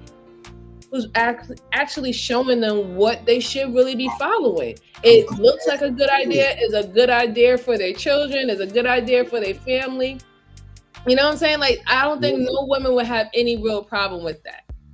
I'm glad we're here, because this is where I want to be at. This is great. So once again, you're not excluding yourself from this again. You really don't think so? I thought I did a good job. I'm about to tell you why. You said, I do not think a woman would have a problem with a man telling them who to choose, what to choose, how to choose it, how to know if this is the right thing, how to do this, how to do that. MJ, now see, this is where we have to be honest at, like you said, the reality of the situation. Remember, you guys don't trust us. So let's start right there. So that trust is just not going to switch on even when y'all run across an actual decent man. And this is what I noticed. Now, what I've stated before, I said my tune changed because I realized I've heard a lot of women that actually know me. They told me, truth, you don't understand what you do, how you are as a father, how you carry yourself as a man, how you want to be married. They don't want that. I finally saw it because I kept asking a simple question. The women that you say that are bad and ruining the community, why will you not stop sleeping with them? Why will you not stop giving them attention? Why won't you leave them alone? None of these daggone things, and I'm talking about the males, gave me an answer. Right. Right. baffled me. And I'm like, okay, this can't be happening. All right, so that was the first thing. Mm-hmm. The second thing I asked him, do you actually know what to do with the woman that you are asking for? Because it's a particular type of woman that every man keeps saying that he wants. Would you know what to do with her? Would you know how to treat her? Would you know how to love her? Would you know how to take care of her? Could she count on that this thing is going till one of you guys expire? Could she count on that? Could she count on that you will not cheat on her? Mm. Is she actually safe with you than anyone else? I realized the answer with them again is no. So Oh, then I'm so the sorry. next, I'm gonna let up Hassan. I didn't even know he was here. Hi, Hassan. How you doing, sir? I didn't notice you were there. I apologize. buddy, That's all, dude. What up? What up? Salute. True. How you doing, MJ? How you How been? you doing, sir? good brother. I'm doing great. But you guys go ahead, finish your conversation. I want to talk to you something about military, but I don't want to disturb this conversation. Okay, Oh, okay, no problem, sir. yeah. So I've realized those two answers was no. Then I realized that the problem is not that women aren't the problem, but we have the men are more the problem. And because of that, since we are the default leaders, both of those answers should not have been no. It Mm. shouldn't have. Because the key thing is, if you want anything decent, you have to have discipline and you have to have Mm-hmm. structure. Mm-hmm. You have to have both of those things in order to produce order. So if you're not going to do things that produce order, how do you expect order to happen? Logically, it doesn't make sense for supposedly logical men. That's when it was a problem. So I said, okay, now I see what it is. All right, we ain't going nowhere. Now I knew it was done. It was Right. done. So then I was saying is, I look at my situation and everything that I have asked for or said that I wanted in a woman, I found it. But the Mm-hmm. thing was this, it was the main thing is I had to be exactly what I wanted. So if I Right. wanted a faithful woman, I have to be faithful. And that means being faithful even when someone else isn't faithful. If I wanted a loyal woman, I had to be loyal even when someone else isn't loyal. I Mm-hmm. had to be disciplined. That means even stop having sex and get rid of other women. Focus on my family. Make sure that everything that I need as a man physically, I have it for her. And the thing is, most importantly, be the thing that you are asking for as well that she is asking for. The things that she wants, see if you actually can provide those things. The things she needs, see if you actually can provide what she needs. And then one of the other words that we love is submission, right? Mm-hmm. I always tell guys that you are the example that your woman follows. So if you want her to submit to you, what do you submit to? She Right. has to see it in you to be able to do it for you so she can see that submitting to you is for a purpose. And it's not just a directive just because, like how you would say, quote unquote, because you have, the protruding genitalia, if you Mm-hmm. know what I mean. It's not just because you are a male. I submit to you because you show me what submission is, and I see how it is done. And I see the benefits of submitting. My woman submits to me because she understands the person that I submit to. And that's my Father God through Jesus Christ. She entrusts in him. So since I am fully submitted to who he is, his power and his will over my life, she willfully submits to me as unto him. Because now she can trust in the fact that the thing that I fear in reverence that holds my life, if I can be disciplined enough for that, then she can entrust me with her life. And now she feels safe with me that those guidelines that he set for me, I don't commit adultery. I don't abuse my woman. I don't lie to my woman. I make sure I'm there for our complete family. Those that aren't biologically mine, they are mine in spirit. Mm. and I take all that on my plate, and I have not placed a burden on her that is not her divine duty as a woman. She fully understands that my job is my job alone. It will never be her responsibility that she has to work for us in order for us to maintain, unless I am not physically capable. That means I cannot work. Then Mm. she is to then help or step into the role until I either can resume that, or she has to take over because I am just unable to work. Then she has the ability to go out there and earn money because she also is educated. Mm. So those things is for a purpose for a woman to be educated, but once again, she does not usurp the authority or my divine purpose for me to be a man. Y'all guys got to understand, y'all making us weak this way by taking the burden off of us of being a man. That's why you had those men back in the day, the way they worked, and they didn't complain and everything because they automatically knew there ain't nobody coming to save you. Your woman's not coming to save you to help. You have to work. She can't go get another job and fit those bills. You got to go out here and work every day. You got to put money on the table or your family starves. Allow us to be the man. Don't open no doors for yourself. If a man is there, wait for him. You go out on a date with another man, allow him to open the door for you. Help us to return back to that role of being an actual man.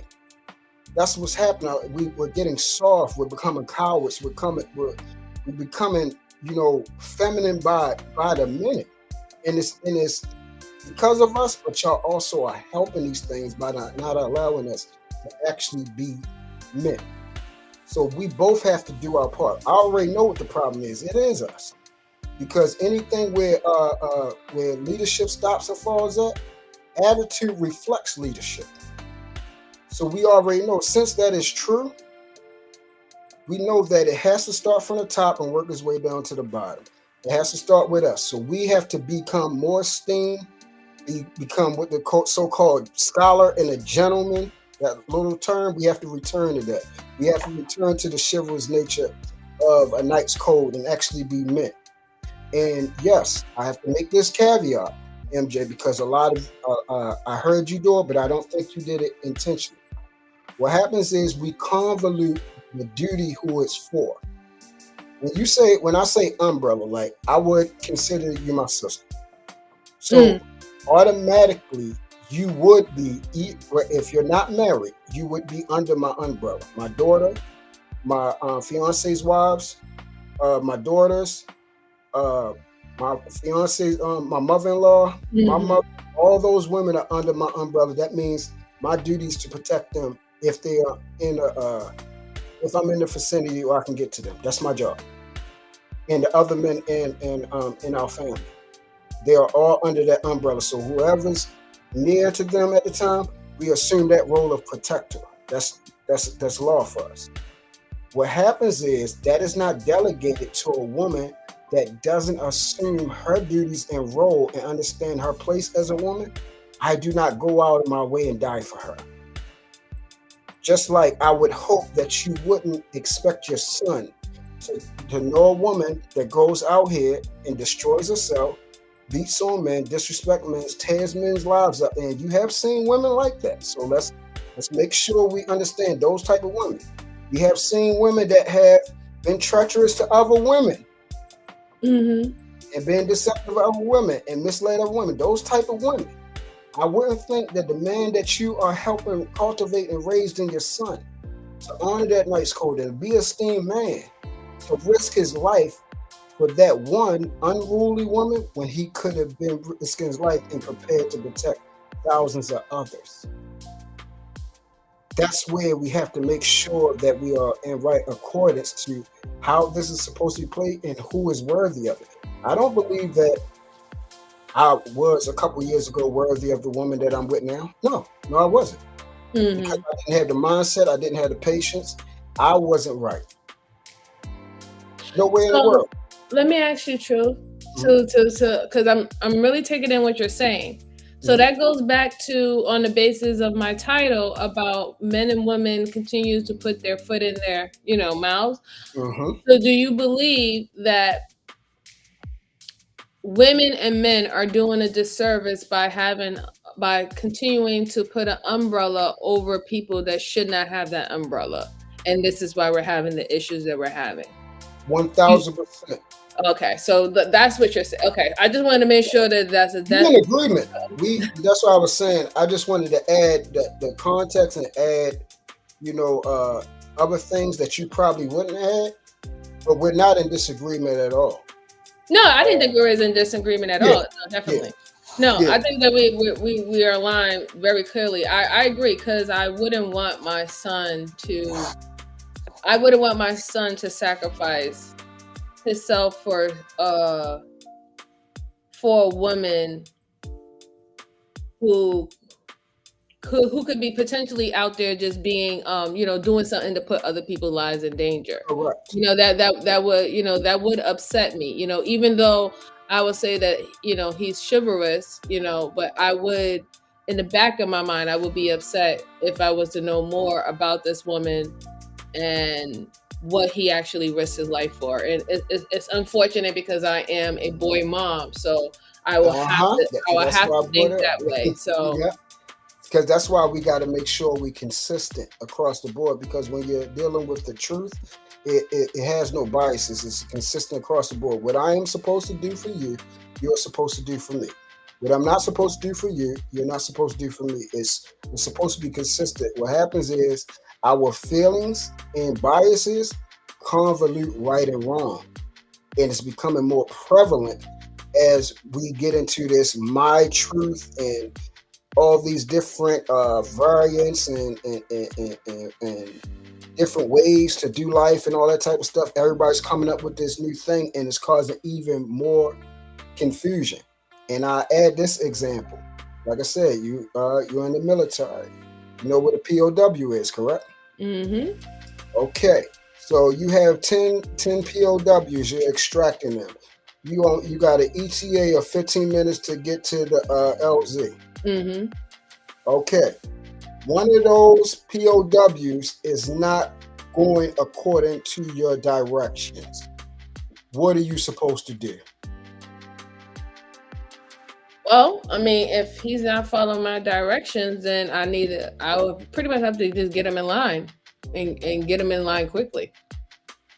Because once he's under my authority, mm-hmm. right? He no longer he has a, how can I put it? He's temporarily what's the word? I'm sorry, it's kind of late. But once he's under my authority, he loses his civilian rights to walk away or to do whatever he wants to do, right? While he's in custody. So if I give him a directive and he doesn't follow it, then whatever the consequences for him not following that directive, whether if I have to sustain him or I have to put cuffs on him, whatever it is, that's what's going to happen. Correct. Okay, so that's why I use that example. If someone's not cooperating, you literally almost can never protect them. So if you're extracting 10 people and one of those 10 is causing, now you're trying to elope from the area to be latent, to be silent and all these types of things, and this person is freaking out. What if we get caught in all this type of stuff? What's going to happen is, you know this, sometimes, hey, you either got to leave them behind or either you got to get rid of them, because then it's going to cause you to get caught and the other 9. Those are decisions that have to be made. So what I'm saying, men such as myself, is this. Those who cooperate, those who want to work together, those who want to love each other, those who actually want to build something, not want their way, but they want the right way. I'm here to love you if you need love. I'm here to work with you if you want to work together. That's what I'm here for. That is my actual calling. But if you are not trying to work together and you're trying to do it your way, which is going to cause me to not be able to do my job properly and fail, I have to get rid of you. And that's what I try to explain to the gentleman. Instead of trying to force women to be what they want, what guys want the women to be, you have to abolish the relationship expunge it, and exile that woman from your life, because there are actual women who out here that actually need a decent man.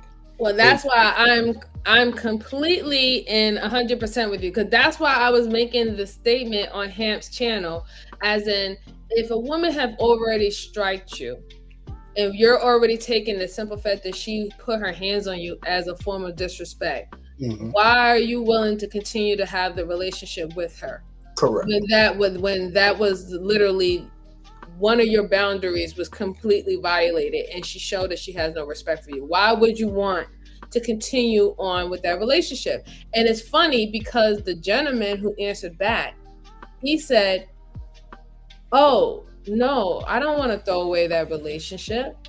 Like, so I'm like, well, why would you want to stay with her? And he really couldn't give me a clear reason as to why he wants to stay with her, but I actually knew why, Yeah, we right? know why. We know why, right? You want to stay, but for anybody else, if y'all don't want, if a man knows that you hitting him is a no-go, and he continues to stay with you, is either is something that he's utilizing within that relationship, Hmm. and he doesn't want to give it up, he doesn't want to let it go. He's fearful that he might not get that again, or he can be like that gentleman and advocate for him to also be able to I guess defend himself, quotation mark, defend himself from you to get you in line and still continue on with that relationship. And I think that that's the most silliest thing ever. Yes, it is. It really is. I think men have to not, how can I put it? It No, seems just to say me, it it straight seems out. to me that sometimes men are fearful about losing out on stuff just as much as women are, Yes, right? we're becoming more. I'm trying to tell you, we're becoming soft. We're becoming weak. We're becoming desperate. Yeah, I And definitely, that's I can and see that. Yeah, that's a sad thing when a man will stay there and be emasculated and abused by a woman instead of discarding her. That right. obviously means you either don't have no worth or you don't know your worth. If you were to allow someone to abuse you and you won't leave, Yeah, what is wrong with you? yeah, I agree. And like we always preach for women, women being in that situation, get out Yeah, of we there. tell them to leave. Right. So I would definitely believe that that should be said with men too. Like there's no, there should, I don't know, there's nothing in that relationship that I believe that you're getting that will make you believe that it's okay to still get popped or smacked or put hands on, right? Correct. I don't know, I don't know why they think that that still is a good functioning relationship. And then instead of addressing the situation and removing that said person, you just want the ability to do it back to her. And the funny thing is, what I was going to bring up is that men talk about that they get hit a lot, and but it's not reported. So there's a lot of unreported assaults that are happening to men, and they would prefer to hit this woman in the house, take that risk, instead of going down to the police station and filing a report on this woman.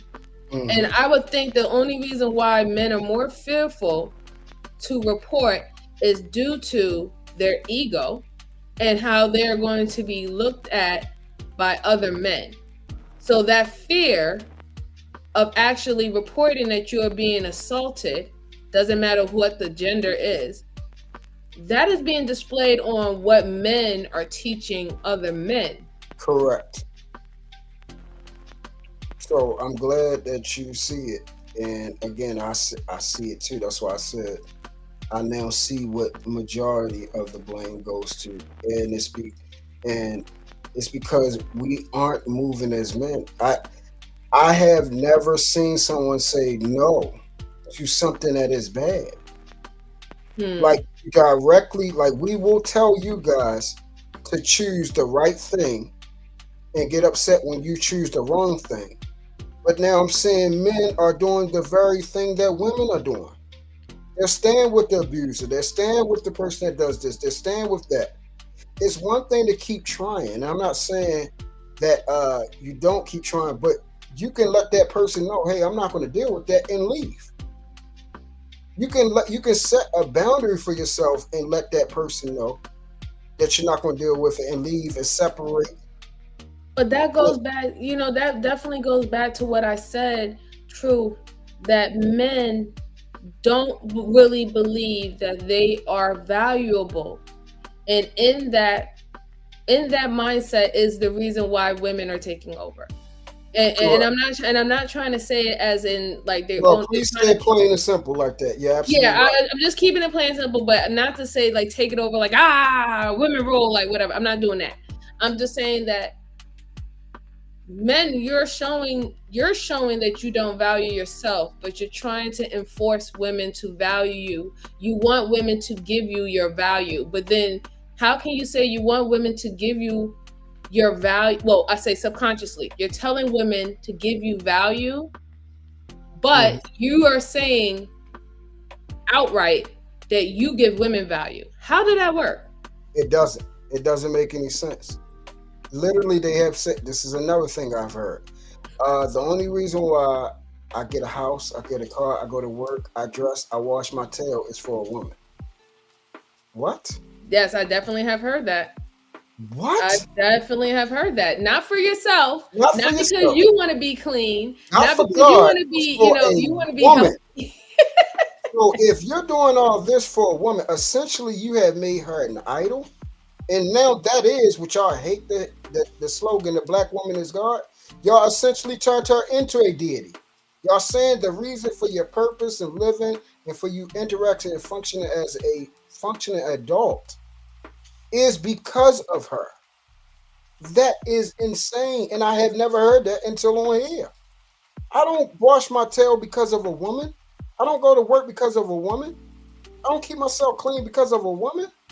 I don't get on my knees and pray and everything because of a woman. I do that because that's what I'm designed to do in the form of worship and appreciation to God, to my creator. That's who I do it for.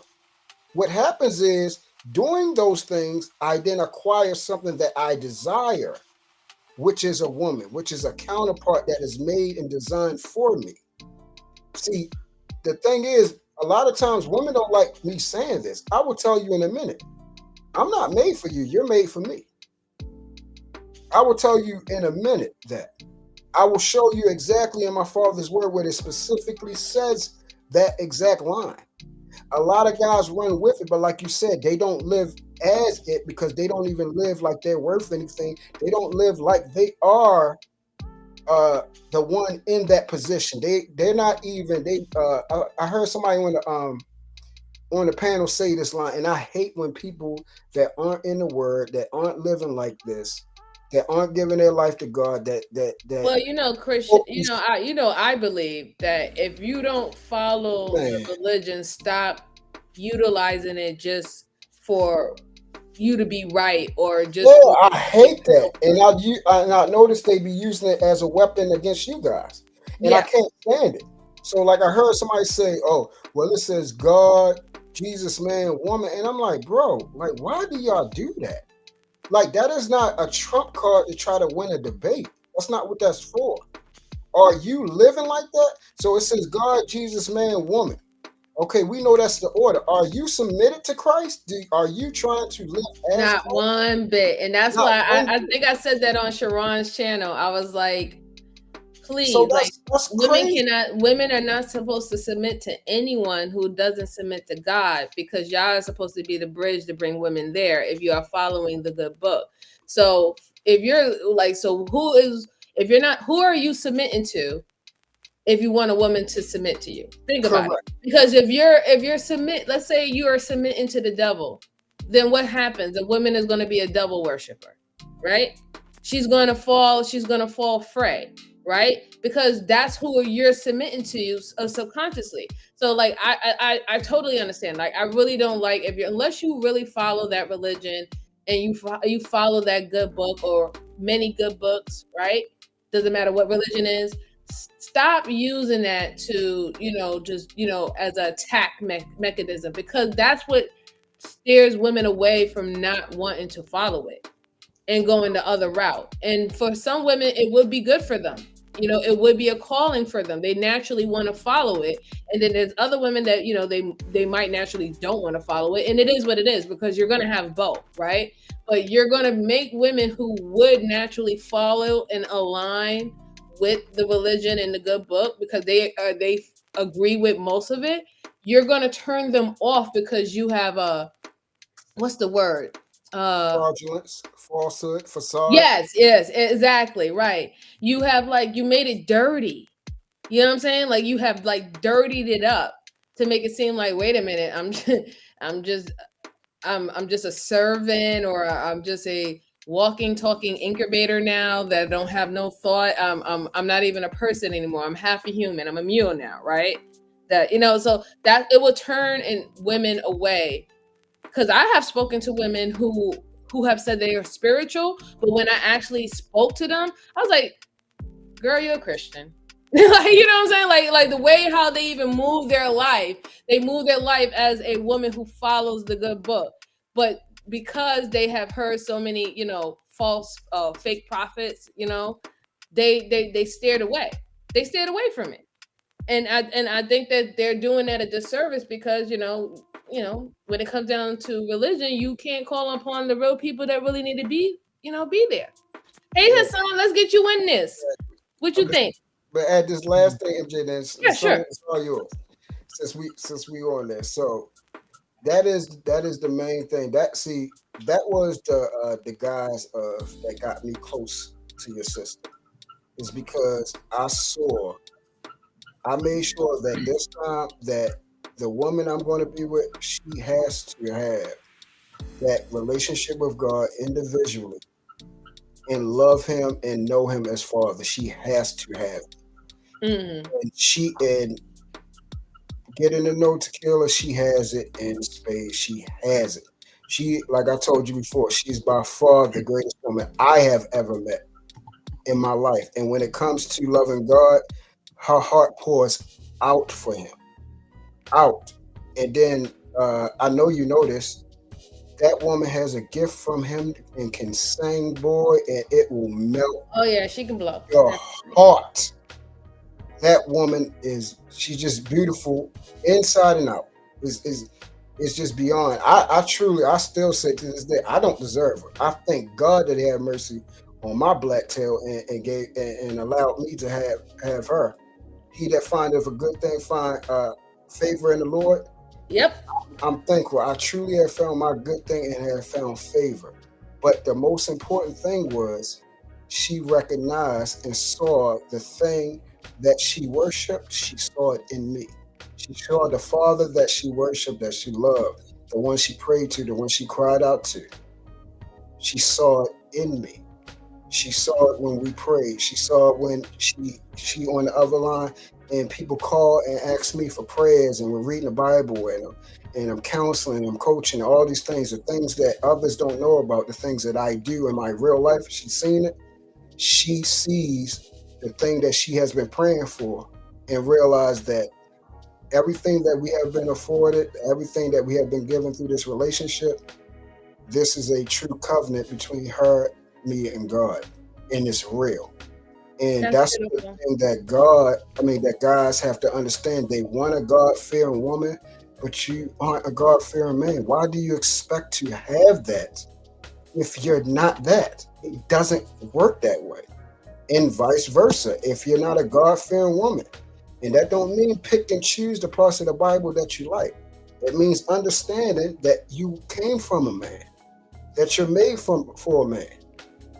That is the intercessor between you and Christ, and you are not to usurp that. The whole entire Bible, not just the parts that you like. And that's the part that I love about her. She respects the whole entire word. She believes in the whole entire word. Even the parts that don't make herself, her flesh, feel comfortable, she still respects it and complies by it and respects God first and keeps Him first before anything else. And because she has a relationship with Him, she now then gives me the submission, respect, and love that I need as a man to do my job for her and our family. That's how it works. It's reciprocation across the board. Go ahead, son. I just wanted to say that as far as when it came to the word. Go ahead. No, what up, everybody? How you guys doing today? Good. How are you, sir? Good evening. I'm doing great. Yeah. Before I start, remember me and you, MJ, we talked about this last time we were on the panel back in Yes, February. we did. I remember. That was like a couple of months ago, like about Yeah. maybe 3-4 months ago. Yeah, like when it comes down to it, if a woman hits a man, then she does not respect that man at all. But again, that's on the man. I don't blame the woman because Correct. yeah, so me and Ron on Ron's the chaotic Okay. show, we talked about this. They say, "Oh, the woman needs to make me feel like a man. If I go overseas, they make me feel like a man." I said, "Well, no, it doesn't. It doesn't matter if you're an American chick, religious chick, devil Mhm. worshiper. That a woman is gonna test you to see if you're about it. And if she sees something is not there, or she doesn't feel like she needs to respect you, you're done for. So Talk to me, son. Talk to me. So two things gonna happen on you. If you have money, she might tolerate you for the money, and then Mhm. either way she's gonna dump you. It's over. But she'll never respect you. She'll never look at you the same. Two, if you don't have money and you have a regular job, whatever anger she has and frustration from the last relation or whatever, she'll get take it on you, and then she's still gonna dump you or cheat on you. So it comes back to the man. We can't blame the woman. If your action, the way you move, if she can respect that, I can. She will even love you even more. But if she sees something ain't right and she start disrespecting you, and you let that slide, because what woman wants to be with a man that she continue disrespecting? She's not gonna. Even she will end the relationship. So she needs to be with a man that she needs to respect. And for the woman, she needs to make sure that man actually loves her. Because if the woman knows he loves her and the man knows that she respects him, they can have a healthy relationship. Then comes the other stuff, Then you can love her, but the man needs his respect. But that's on me. That's on the guy. It's not on the woman. Because when a guy goes, "You need to make me feel like a man," yeah, that's not gonna work out. Your actions and the way you represent yourself, then she'll see, okay, can I be with him? Can I see myself married? And the same thing by the other way around. The man needs to make sure that she respects him through his actions, and the woman needs to make sure he loves her. Because the way they talk, most people they think women are that stupid. Like, wait, because a woman's gonna test you either way. That's how I look at things. But, yeah. Well, I would say that a lot of women are not testing men out here, right? And I think that's another reason why women are lining up and with men that they shouldn't be with, right? Because they're not being tested. And I also will say that there is a level of respect that women do require with being in a relationship with a man. Yes, we do want to know that at the end of the day, that man actually truly loves us, but there is respect in that as well. I do get that men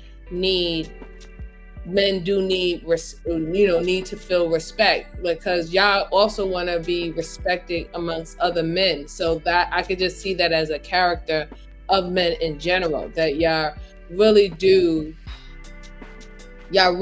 harp on having respect in general, right?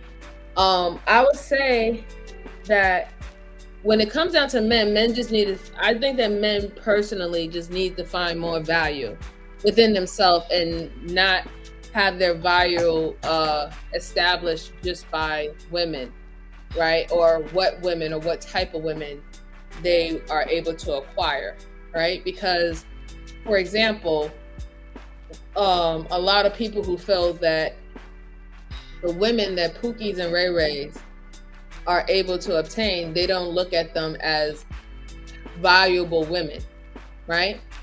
So if you're laying down with someone who is considered a 304 according to men's standards, then wouldn't that make that man a 304 maker or whoremonger the same? So you're already devaluing yourself. We even hear men say that they deflower women, right? We hear men say that if they impregnate a woman, that woman, they talk about a woman impregnating a woman is a shame to that woman.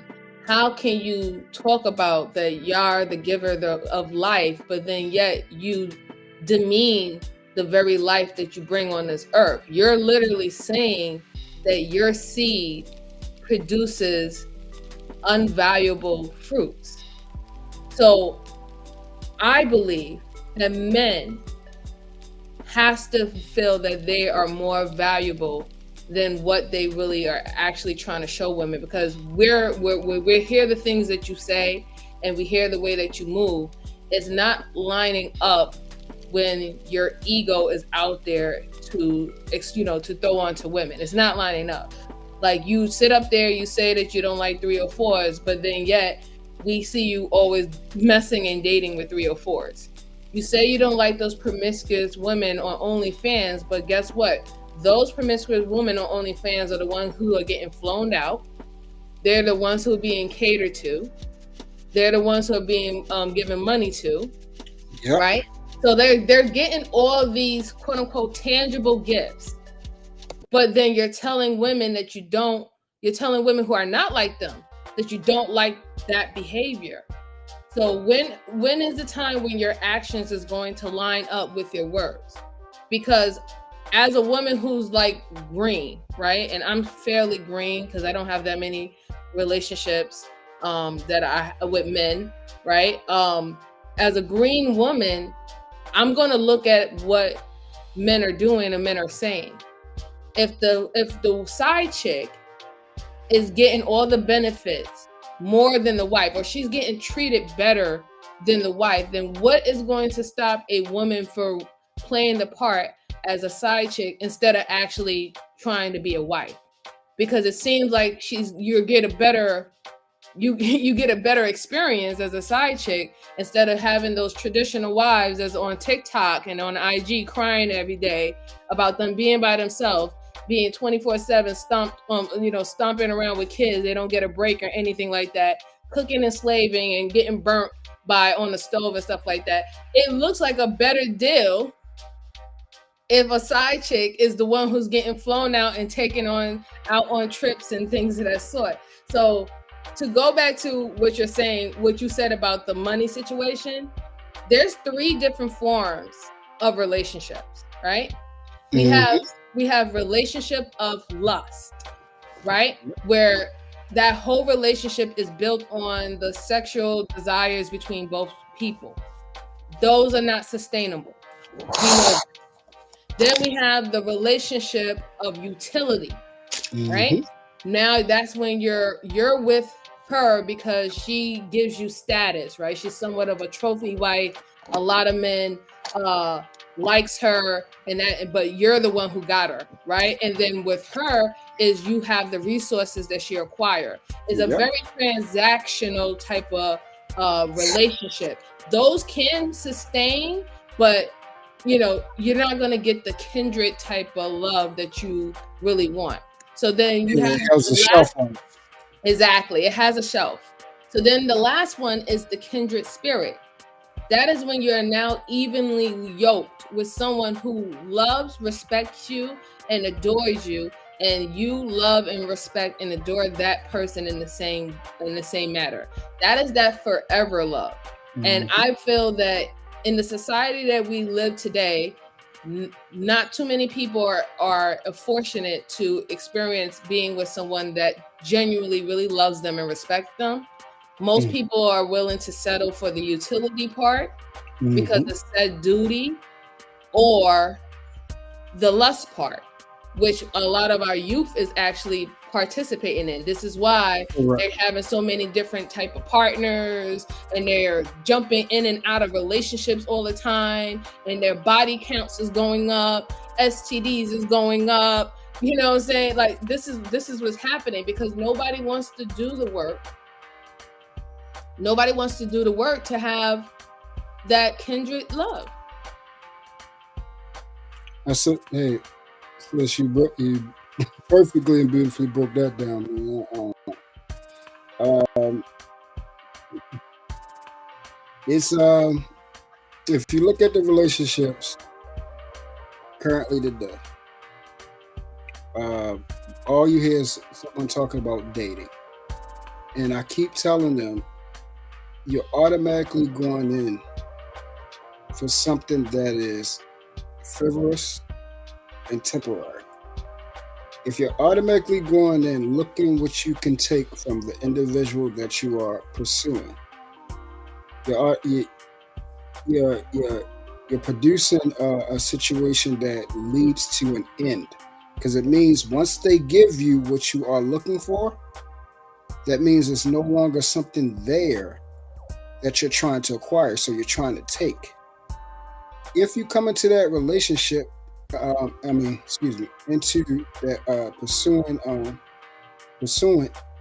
to have a relationship of longevity, when you're coming in for the actual relationship, and then also coming in to give that person who you are, not what you can take, but what you can give.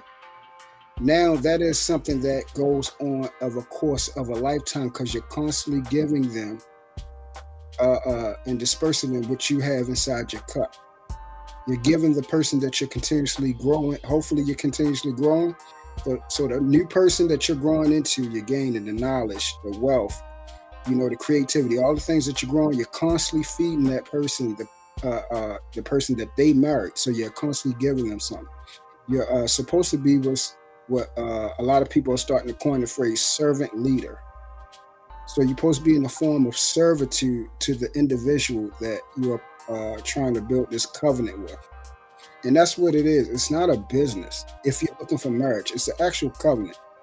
It's supposed to be between you, God, and that woman. And that's supposed to be something that's eternal until the expiration of one of the parties. It's supposed to go to the end. But the problem is, we're not trying to go to the end. We're trying to find what we can get out of someone. Either our next fix, either a certain type of agenda or intention that we're trying to acquire. Like you said, the lust, if it's someone that hasn't had a lot of sexual experiences and they finally got themselves some money, and now it allows them they think to put them in a pool with said type of woman that looks a certain type of way. So they're trying to get that. Or the utility thing. Oh, it's a woman or a man that got with a woman of considerable amount of means, and now it puts them in a new tax bracket, new lifestyle, trips, vacation, cars, afford them a lifestyle that they wouldn't have without that person. That has a shelf life. Eventually that's going to dissipate because it's built on, futile and temporary carnal things. So it's like when you buy something and it dies easily. It has no preservation. So all those things have to be taken in consideration. What do you want? What do you want and what do you need? I knew coming into my situation, I have always spoken about God, family, marriage, and being a man. I wanted marriage. I want to do the things that are conducive and produce marriage. So I'm coming in that way. Since I'm coming in that way, the things that aren't conducive to longevity, distractions, other people, when I deal with someone, I let them know you're mine, I'm yours, we're doing this. All the other things, that got to go. We got stuff to do. We got to find out whether or not this is for real. Are you what I want? Am I what you want? Can we both provide each other what we need? And can we make this into a situation that's a lifetime? And then also be in a form of servitude. And the last thing I'm going to say is, I always got to use the word. John spoke about when Christ had the disciples lined up. and he was preparing them right before the Last Supper, and he was washing their feet. Peter has spoke out and said, why do you do this? You shouldn't be washing me up. I should be washing you up. And Christ specifically spoke to him and said, if I do not do this, you have nothing to do with me. This is in preparation. And then, of course, Peter, he got to be zealous and everything. He said, "Oh, this makes me and you like that. Sure, to be like that. All right, man. You might as well wash my face, my hands, my head, my body, man, my back. Wash everything here. Yeah, take all that wash. That means we close and everything like that." So those were examples of a covenant and a relationship, an intimacy that Christ was building with the people he was closest to, the ones that he was taking this journey with, and preparing them for things that were to come, and also inevitably for the loss of him. You see what I'm saying? Those type of things we are supposed to be preparing each other if we claim to love and like each other.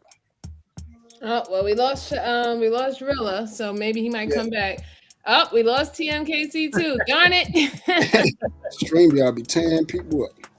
Oh, this is restream. It shouldn't be happening like that. Hopefully they come back. So, No, I just wanted to say that, and I'm about to dip off, MJ. Yeah, go ahead. That's not a problem. Thank you for coming. I appreciate you. Hassan, I'll holler at you later, G. Keep it going. Later. Have a good night, Mr. Truth. Good night. So, Hassan. Yes. Let me ask you a question. Would you want, if you had a daughter, I don't know if you have any children, sir, but if you had a daughter, would you be okay with another man who is not the choice for your daughter, disciplining your daughter if she walks out in the street? Would you be okay with that? Well, maybe in the neighborhood, yes, because at least he's my neighbor. It depends what she did, right? Okay. What up, Chicago? But if somebody that I don't know, maybe that'd be a big problem, because at least, if let's say that person in the same block that we live in, at least I know him and see what happened. If she didn't know him, because that's how they do it over there. The one, but what I come from with my aunties and stuff, the women handle the women and the man handle the man. Right. So that way it doesn't become a big problem. Like, why are you talking to my daughter? Right, exactly, right. So that's why I think I agree with that, right? Like if she actually did something wrong, but what's happening, what I was on a panel earlier, what was happening is that we had men, and this is only from my opinion and my understanding, we had men who was pretty much advocating that they should be able to discipline women in general. This is not just only their women folk, like their daughters, their wives, whatever. Now they should be able to discipline any woman, right? And due to the simple fact that was going to be better for the community at whole. And I felt that would be a problem, right? Because if you want women to revere every man as the same as her father, her husband, and her uncle, so what if your daughter was told by the same man, that this complete stranger, you don't know his background, you don't know his family, nothing. And he goes and he says that you need to submit to me because I'm a man, and tells her and gives her a directive, right? And when I'm talking about directive, I'm going to use the most extreme, okay? What if he tells her to do something that would be considered sexual assault? She needs to submit to that because he's a man. Are you okay with that? No, hell no. Exactly. So this is why I said that it's in a way it's not a good idea, right? And it could become a problem. What if that was my mom? What, you discipline? That's exactly what I was saying earlier. That's what I'm saying. Like, cause like, you have a wife, right? And if you have a wife and you have your own household setup about how you want everything to be. And she complied with it because she married you and she loves you. And she's like willing to comply with this and compromise with that. Now she goes out, your wife goes out to the store. This man decides that he wants to walk up to her and tell her, because I'm a man and you're beneath me, or you don't have less value than me, and you have to respect me. You have to do exactly what I say. I don't think any man would want that for their women folk, because we know how how that can play out. Yeah, yeah. I don't think that's a good idea. I understand that they want women to respect men, right? Because we already just went over that men need to feel respected. They require that not only from men, they also require that from women. I But get it, right? that depends on the man though, and his actions. Exactly. That's what I was trying to bring up, right? That not every man deserves that same type of respect and being revered as if someone who has loved and taken care of that said woman, whatever her position is, a wife, a mother, a sister, whatever not. There's a reason why the men folk in our family get revered, right? That is the reason why we have a certain type of respect for them. And then when you become that person becomes your husband, there's a reason why he gets respect as a husband that's going to be completely different than an outside stranger on the street. I don't think that men should be advocating for all men to be treated the same equally. I think that's foolish. Because then if that's the case, then what's the point of the title of husband? What's the point of being revered and respected differently as another man, as a husband, if everybody's supposed to be treated the same across the board? Yeah. It'll be a lot better if the woman handle the woman, like the woman check the woman, and the men check the men. So that way we can avoid more problems, you know. No, I agree. I mean, I would say I totally agree, because that's what men in these spaces have always been calling for, right? For women to check women at first, and then they felt that we don't check them enough, and that's why they feel that they had to step in. Well, to be fair, though, the men in this, whoever's saying it depends who's saying it. Some people just saying it so they can just to say it, right? Yeah, just to say it so they can be cool or fit in the right or whatever. And some people actually believe it. They just want to view it, or just some of them just don't want to argue. You know, they want to. Yeah. They say the opposite. So it is. And it's hard. I'll tell you one thing, Hassan. Before I let Chicago Rella speak, I'll tell you one thing. It's very hard to know when men are actually joking or when men are trying to test the waters in the space to see how far they can get with saying something. You know what I'm saying? And see who's going to like kind of agree with them. But we are on the internet, so you never know what kind of people you get. So yeah, that's true. So hey, Rilla, I don't know how much you was listening to, but how you doing, sir?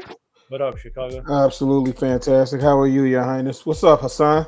I'm chilling. I had a night off, so I decided to come on. So what is your take? I don't know. Did you see me over there in Hamps? What was your take? Salute, brother. Peace, God. Peace. There was a couple things y'all was hitting on. So I thought when Gunny came in, I thought the sentiment that he was expressing was that he advocates that if a woman assaults him or assaults men, then that man should have the opportunity to respond in kind. That's what I took from it. And then the conversation kind of devolved into a whole bunch of other stuff. It got super messy. It was all over the place. Did you see how DJ Ham threw the baby out on me? Like, god damn, man. He threw the baby out on me. I'm like, how you gonna do me like that? You know, you gonna placate to my femininity? What's wrong with you? I had to get. Yeah, that's because y'all from the East Coast. He knew that was gonna work too. I was like, dang, I can't even argue with him anymore. Let me go. Yeah, but I think for the sisters, because this is something that's been talked about. I don't think it gets talked about enough. I think brothers have a responsibility. Just going back to your comment around the OnlyFans chicks, right? I think the brothers have a responsibility to say what they mean and mean what they say. However, there's always been a double standard in terms of what men will play with and have fun with versus what they'll commit to, right? And so I know it's a challenge for sisters, but I just really need them to start really critically thinking that through when you see men moving in that regard. The OnlyFans model that gets the attention or the trinkets, I also want you to look at how that man is treating her. He's not opening doors for her. He's not respecting her. He's 1000% objectifying her and treating her like a purchased item. True. You know what I mean? So, but the woman he respects, you'll see him open doors. You'll see him defer to her. Actually, the more feminine she is, most men, not all, but you'll see him actually cater in almost in an overly protective manner. You know, typically. Now, this is 50-year-old me talking, and one of the things that I'm having to realize is that the young bloods half my age are savages. so they are moving as savages move. You know, I can't give full account for like the 30-year-olds and stuff like that. I think they are the last generation that Generation X was able to directly affect. As it relates to men putting their hands on women, I think the message has to get louder, and I think it is getting there. These things are just always slow to correct. In terms of like discipline, like I don't want to listen. My woman, like, thank God for her, man. My woman's self-check. I ain't got time to be disciplining my woman. I don't even know what that sounds like. Like the disciplining your spouse or disciplining your woman. You know, God bless the dead, but I hate when Kevin Samuels was mining that out because a lot of people took that and actually ran with it without like thinking first. Like, bro, what are we talking about? Yeah. Domestic, what is it? What did he say? Domestic discipline, or like, Yeah, he said domestic. a nice little tap on the fanny and all this other stuff, and then think about what Sean Connery said. When Sean Connery said that to Barbara Walters, she was kind of taken aback because she could remember that time. But at the same time, this is a different society, right? So, yeah, I don't think nobody should be putting their hands on nobody, right? Period. But I just on the Gunny point, I just didn't think he was. I wanted to hear y'all really mind that out. That if one individual puts their hand on one, then what was y'all thoughts on the other, regardless of gender, right? And it's such a muddied conversation. Well, I was like, the thing about it is, I heard him, right, and I was under the impression, like, it seemed like he was more concerned about the bad image or the stigma that men get. I heard you bringing that up. When they feel like they're defending themselves from a woman assaulting them, right? Yeah, that's ego. And it went back to the double standards. So that's why my stance was, okay, I hear you, I'm listening. Then why don't men advocate more if you feel like you're not being justly done correctly when it comes down to the law, even though we know that the law is not gender-based, we do know that biases still remain in the system that we live in, patriarchy, right? If women are going to be perceived as the lesser vessel, right, then that's why you're going to be held accountable more, because y'all are already deeming women as the lesser vessel, and you're saying that women cannot topple you. No woman can topple you. You're saying that even the most weakest men can still take down the strongest women naturally because of your body and your force that's behind you. Bone density, yeah. Right. So if you're going to go by that stance, then you shouldn't really argue per se as why you would have the stigma if you would put your hands on a woman, because you're already saying that you're stronger.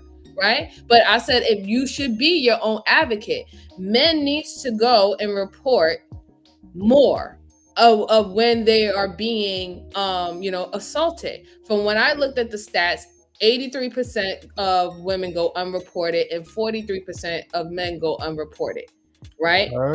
Yeah. So if this is happening, right, I think men needs to stop like shaming other men, if they are That's being not gonna happen. assaulted by women, Mhm. stop shaming them or saying, "Oh, you can't sit with us no more. You're not going to join the men's club anymore because you went and you reported a woman assaulting you." Because what do y'all say? "Oh, that woman hit you, just walk away. Yo, toughen up, That's a yo." fact. You Yeah. know what I'm saying? That's the first thing you do. You shun him, and he's like, "Listen, I got hit.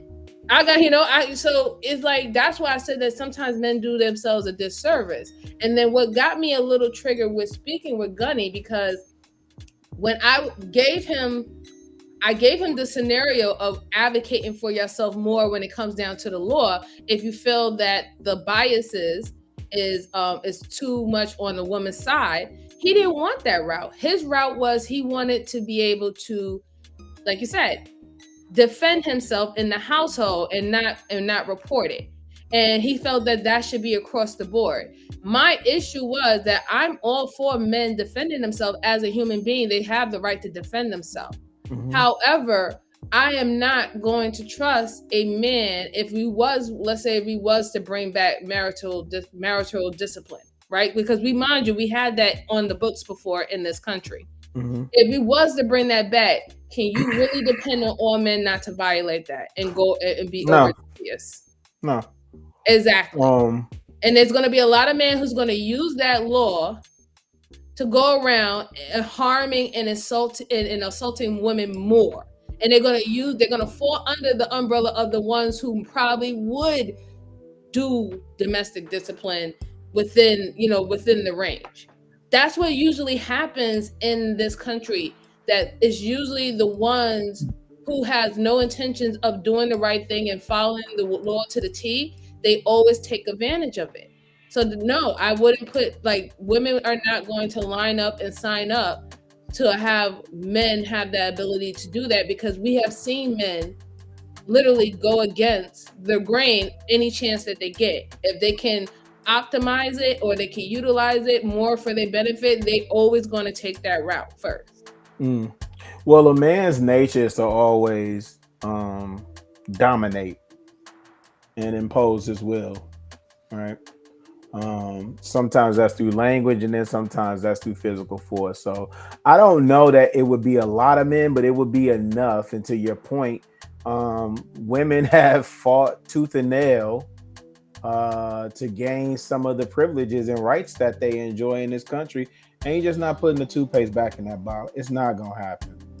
Yeah, I mean, I just think that some men have to just take it seriously, that there was women at that time that was losing their lives. There was women at that time that was being assaulted, sexually assaulted, physically assaulted every single day.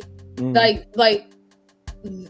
this is not just something that women are making up. There was a reason why a movement occurred, and I just don't, Well, think about like honeymooners, right? Think about yeah, I when he remember would go honeymoon. Yeah, bang, bang, zoom, Alice, right to the moon. Like right to the moon, it and that was, was it right was, in our face. That was yeah, right in it our was face. He's talking comedy, about but it. it was definitely it was comedy, but it alluded to him hitting her. That right, You and look it at was how right in our timid. face. My bad. Go ahead. My bad. No, I was just saying it was right in our face, and it Mm-hmm. was around the time. That was like around like the 1940s, 1950s. This is when they had 50, the quote unquote traditional white women's guide, right? And even in those magazines back then, when I go and I researched them at the Library of Congress, they had literally articles and advertisement where a man had his wife over his lap and he was about to spank her and stuff like Oh that. yeah, I seen that. Yeah, and then there was a one where the woman, they had a face of a woman added to a rug, and the man was sitting on it and with his legs folded, reading a newspaper. So you see what I'm saying? Like, it just goes to show that there is reasons why some things are no longer MJ, here anymore. let me ask you this. Yeah, I'm that. sorry, just really quick. So, in your research of that, though, did you was it traditionally white men or was it black men too that were doing that in large numbers? I will definitely say that it was majority white, because you gotta remember, this country has Mhm. always been majority white. Mhm, So mhm, yeah, they mhm, will show up higher in most of our stats back in those days. Yes. mhm. Yeah, I seen that too, and it's mostly white people. The ones that I Mm-hmm. see is all white people doing that. I'm just Mm-hmm. wondering if that translated in our community where you seen because you wouldn't see it in propaganda, right? In terms of advertisement, but or in magazines and stuff like that. But I'm just wondering if it translated to our community because if the white man gets sick, we got the flu, so we tend to emulate what dominant society does anyway. You know what I mean? Yeah, I do think so. I do think that is I gotta research that. I want to yeah, know. you please go look at it. It's Yeah. terrifying. You're gonna be like, oh my god. But yeah, I do think that that does have something to do with it because when having any No, other you know what? I'm sorry. oh, I'm what bugging. happened? You just had a brain No, fart. What happened? yeah, no. I'm thinking about. See, one of the things I know people hate using like TV and movie references and stuff like that, but one of the reasons why those work a lot of time is because the people who write those, they're inspired and triggered by something, right? So when Mm-hmm. you look at August Wilson and his plays, and I'm thinking about Troy Maxim in Fences, you Okay. think about his demeanor with his son and his wife. Troy, Right. now August Wilson didn't depict him as an abusive man physically, but Nope. that's not a far stretch though, given James Earl Jones' characterization and even Denzel Washington's Correct. portrayal.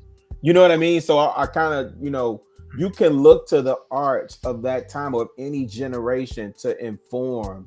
And you can't say like that's definitive facts, but you can use that as a point of reference. So I'm just thinking out loud. I'm No, winding it but in my just head. think about it like this: do art imitates life, or do life imitates art?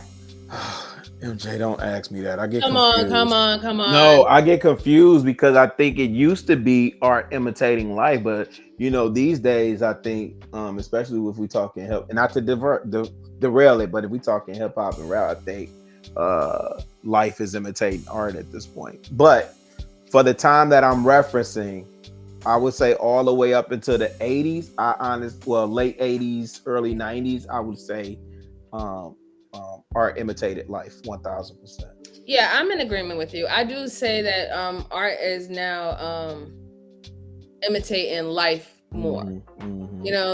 Because just look about what the things people are doing now to Man, to make money. Think about the things that people are doing. Look at a show. Look at our reality shows. Like literally, like even most of those beefs and stuff that we having in the reality show is not even real. They are that's a literally being fact. told by producers to act like that and to cause those type of scenes to That's a make it seem fact. like this is what's happening on a regular basis outside. So I'm in agreement with you. Yes. Hey, I got a question for you guys. Yeah, sure. Let's say you guys. MG, you have his son, and I don't know if Gorilla have his son. What if his wife they get married and the wife slaps him or punch him? Oh, he gotta get the hell out of Yeah, here. I think y'all talked about that on over there with Hamp. Yeah, I'm all for my son getting up out of there. Yo, My absolutely, son just absolutely. got married in February, and Oh, she's a congratulations. sweet man. This girl, she's a sweetheart. She is an absolute sweetheart. Um, I could never see her. Let me just get outside of myself because I could never see that happening with her because she is such a doll, and she will follow this boy to the ends of the earth. And I done told him the level of responsibility that he decided to take on, even against me saying like I don't think it's time, but is what it is, right? So Hassan, to answer your question outright, yeah, if somebody was to put their hands on any one of my boys, yeah, you got to get out of there, bro. You and Okay. then the other part is why didn't you? Where did you fail to see that coming?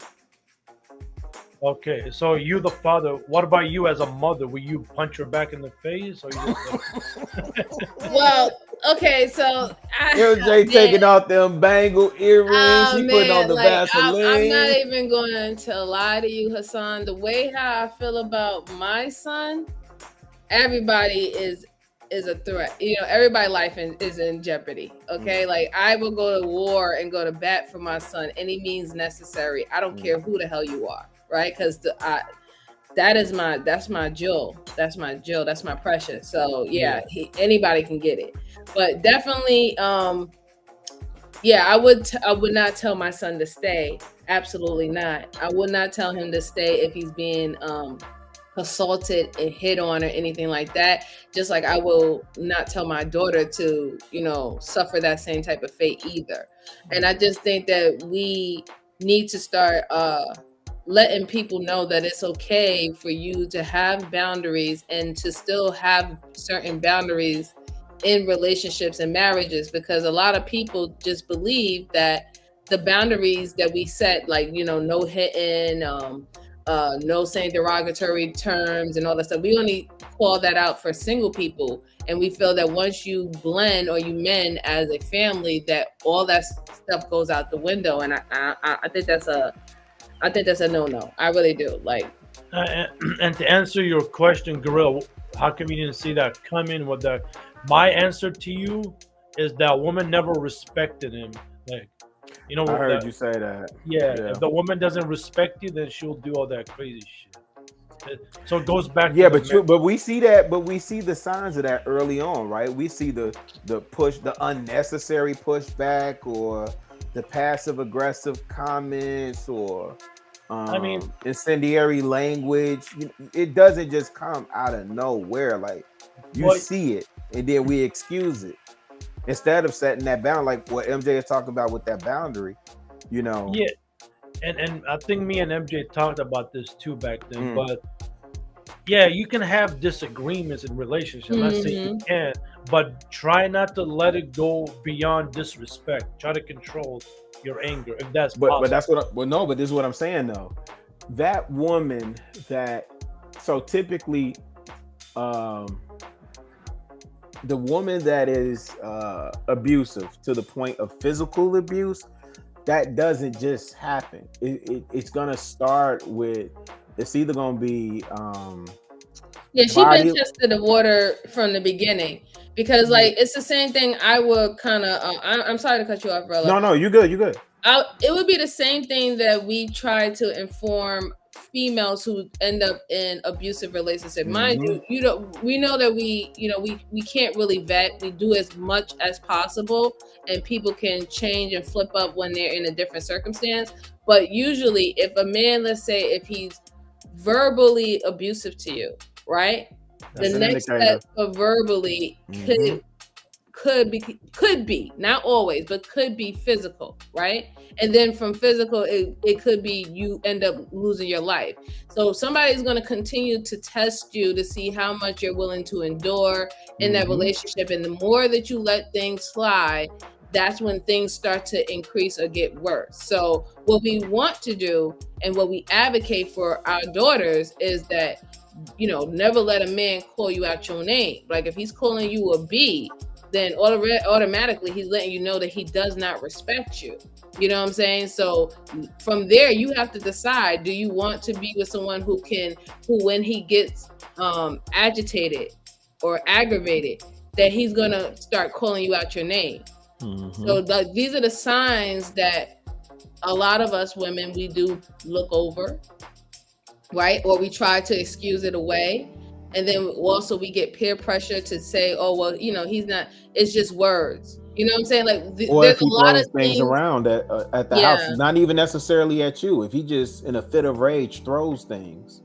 Right, exactly. Right. Even those are signs. You know what I'm saying? Like you have to so it's all about, I think, about people in general, men and women, paying more attention to the situation and what their relationship is ending up to look like, right? So if you're always finding yourself that you're being disrespected by your partner, then you're gonna have to start to decide whether if this relationship is worth it or not. And meaning as in, do I really want to end up having to endure this again? Or do I want to cut my losses and actually seek something that I know that's not going to happen?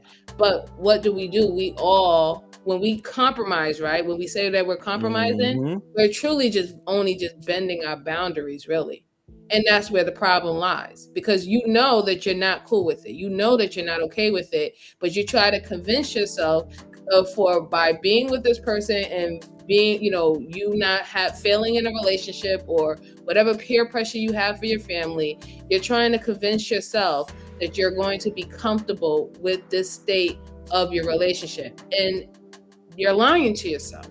Or that they'll change. You could change them. Yeah. Or Yeah. it's just a moment or Yeah, whatever. exactly. Yeah. That, and then what happens? Like, that's the other part I was going to say, Chicago Rillo, that God complex, right? That God complex of, well, you know, if I did this, then maybe this will work, or maybe they will change their way and stuff like that. And you're not really going to change people's ways. You know, like, people do things when they want to do it. They do things how they want to do it, right? Or they have to make the decision themselves if they want to change. That is not going to be anybody's real choice in that. So we keep on lying to ourselves, knowing that we don't like this, knowing that this is a no, this is a complete red flag, we're never going to accept it, and then we think that that's not going to happen in our relationship, and we set ourselves up for failure, really. No, 1000%, and that's why those boundaries are so important. And I think it's okay for you to remain firm in those boundaries that you set for yourself, right? I think we teach people how to treat us all the time by what you accept and what you neglect. Absolutely. I'm definitely more in a realization with that too. And we have to just be willing to cut our losses. We have to get our mindset in the well, MJ, is it a loss? That's the point. That's what I'm saying. We got to get out. We have to regulate our mindset, because we believe that it's a loss, and we keep on telling ourselves it's a loss and not a victory. Is, you know, we tend to really make ourselves believe that we are losing something, but the only thing you're really losing is the things that's making you uncomfortable, the things that are hurting you, a person that is hurting you, a situation that does not work with your lifestyle or how you want to conduct your life. Those are the only things that you're actually losing. But we don't look at it like that. We're more pessimistic than anything now. Yeah, I think you know, I understand from a man's perspective, part of it is ego. You know, a lot of times if you found you that one and she got all the qualities and all the things you like, it's like, I ain't gonna never find another one like this. Yes, you will. Like, it's easier in the long run if you set those boundaries, stay true to yourself, stay true to your boundaries, and don't allow nobody to cross those lines or disrespect them or you for any reason. Let me ask you something, Rilla. Do you believe, how can I put this? Do you believe that any of that none of us are special, or is it is it the moment when you are joined with someone that is actually special, right? Because that's one of the reasons why people will make excuses and stuff like that, because we think that person is special. But when you just said, oh, this person has all my attributes that I'm looking in a person, I don't want to lose that person, then you're literally saying that person is technically not special at all. It's literally the attributes that is special. If you can get all those attributes in one bag or one basket, that's the special part, not necessarily the human being. So that's why I wanted to ask, do you actually think we are special, or do you just think that within the moment, if everything aligns together, that is what is really special? I think we're all special in the sight of God, right? We're all special in the sight of God. But to your point, I think that's spot on. I know how you're articulating it. Yes. In the moment when things align and you're in proper covenant, right? I love that Truth for saying that, because I've been saying that for a minute. It really bothers me when people say marriage is a business, although I understand the angle that they're attempting to convey. But marriage is not a business. Marriage is a covenant. The wedding may be a business. You know, there is a somewhat of a business aspect, especially when you're marrying from the perspective of combining families. But I would think societal. the business part is societal, but when Yeah, but it you just get seems so married, mechanic. It just seems so mechanical, and it yeah. takes so much out of it. It dehumanizes what we're actually doing when you're entering to covenant. Right, there's a huge difference. And covenant is not necessarily religious in nature. Mm-hmm. You understand? Because we have covenant agreements with strict penalties. Like you think about a rental covenant or something like, you know. Mm-hmm. So there's covenant agreements all the time. Nonetheless, though, I think um, I think when you are in proper alignment, then yeah, that's what makes that. Like I'll say this, my wife is special, right? She's Mm-hmm. special to me though. She may not be special to everybody else. Right. You understand? Right. And we both have had lives previously. You know, we've dealt with other people previously, right? Mm-hmm. And those moments and those people may have been special for a time, but where we are right now in alignment in our covenant, that's special for us. You understand? So I don't mean to minimize like the value of another human being when I say to my son, like, yo, no, you'll find another. I'm saying if that person is violating your space, your standards, your boundaries that you set for yourself, that's not your person to begin with. I agree. Yeah, that's not your person to begin with. And you don't need to hold on to whatever it is that you enjoyed with that person. That man, listen, that moment that you had with that individual or whatever it was that you experienced, that was beautiful. But when somebody violates your standards, your boundaries that you set for yourself, nah, there's no negotiation, there's no let's have a kumbaya. It's I appreciate everything that we shared in this moment. I wish you well with the rest of your journey. I'm gonna Mm-hmm. go about mine. So Hassan, let's get you in here. So, what do you think would help?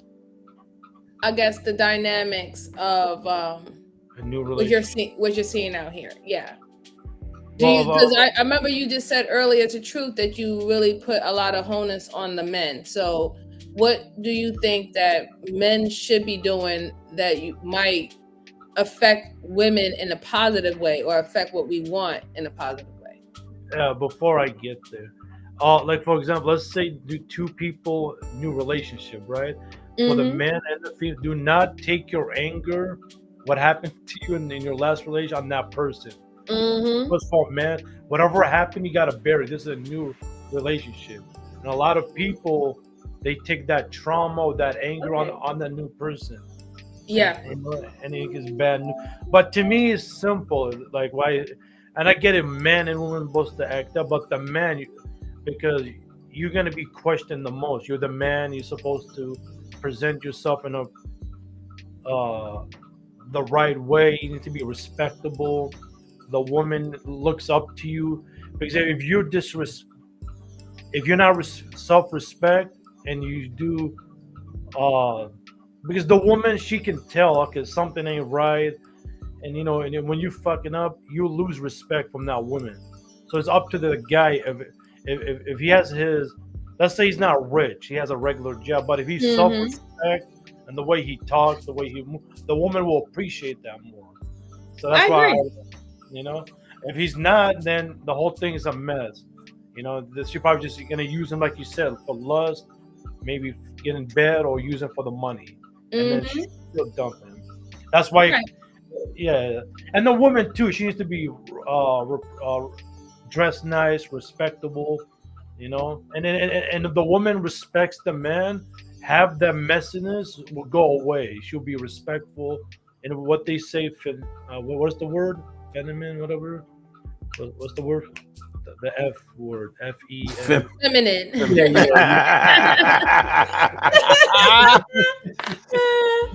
Yeah, Here's yeah, the yeah. thing, though, Hassan. If we as men, um, I know the brothers hate when I say it like this a Are lot you of about to times. be devil's advocate right now? Nah, I just think the men need to listen.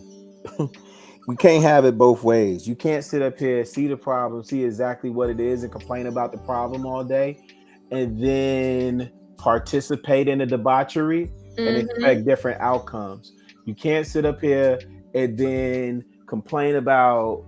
So, like for me, right? I believe 1,000% in community. Mm-hmm. 1,000%. I believe in strong, intact nuclear families, right? And so I'm not about to get out here and participate in slutting every female out and then complain that the dating pool is hot dog water, right? When I'm out here and I'm not well intentioned. The I believe men build society, right? And I think we're looking at the society that we currently have. I think is largely doing part, and people, listen. You can say, "Well, the women did, and the women did, and the women did," and then I'm still looking for where the men are. Yeah, I think that I'm in agreement with that, because like that's what, as a woman, I'm gonna say that that's what women have a lot of problems with, right? It's the contradiction, right? You want these settled, you want these virgins, you want these low body count women. You say that these are the criteria to be a wife. You have to be able to cook, you have to be able to clean, you have to be able to render kids, all the stuff like that. You have all these criteria of what you said this is what women needs to have to even become a wife. But then you're literally out there participating in women to do the things that are not the requirement to be a wife. So how can you come here and advocate, but then you participate in it? Well, fuck it. If she's out there doing it, might as well just go ahead and get my share. Like, no, you can't do it. You So, have to. You so have that part, to. right? You have That to part, lead like by I'm gonna get example. mines. That I'm no, gonna get mines because it's out there and available, right? So again, at what point do you demonstrate some restraint? Listen, it's coochie, fam. Right. It's anyway. No, Let me I mean, but think. real, I'm totally, Let me think. listen, look, I know no, what you're real. saying and I get it, but that's what I'm saying. It's just like you have to lead by example. You can't say that you're the leaders, but then now there's a woman out there who is leading herself, and you perceive that she's leading herself the wrong way by being promiscuous, and you pretty much entertain that. Then you're not the leader. Or are you the leader of her being promiscuous? You have to choose your poison at this point. I Because agree, all but this look. confusion and mixed signals is the reason why we're having the scenarios that we're having today. Well, I just think in our community in particular, and I'm sorry, Hassan, I'm gonna go on mute after this.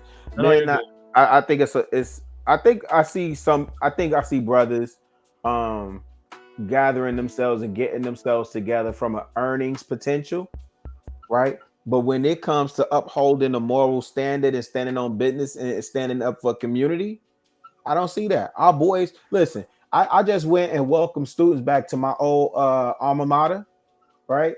And we had, well, anyway, I don't want to say how many freshmen we had because it's a sound like low number to some, but for inner city schools and for what we've been seeing in Chicago, it's a fairly decent number of freshmen that we will welcome back. Anyway, main point is I was the only dude out there, right? Where are the other brothers at?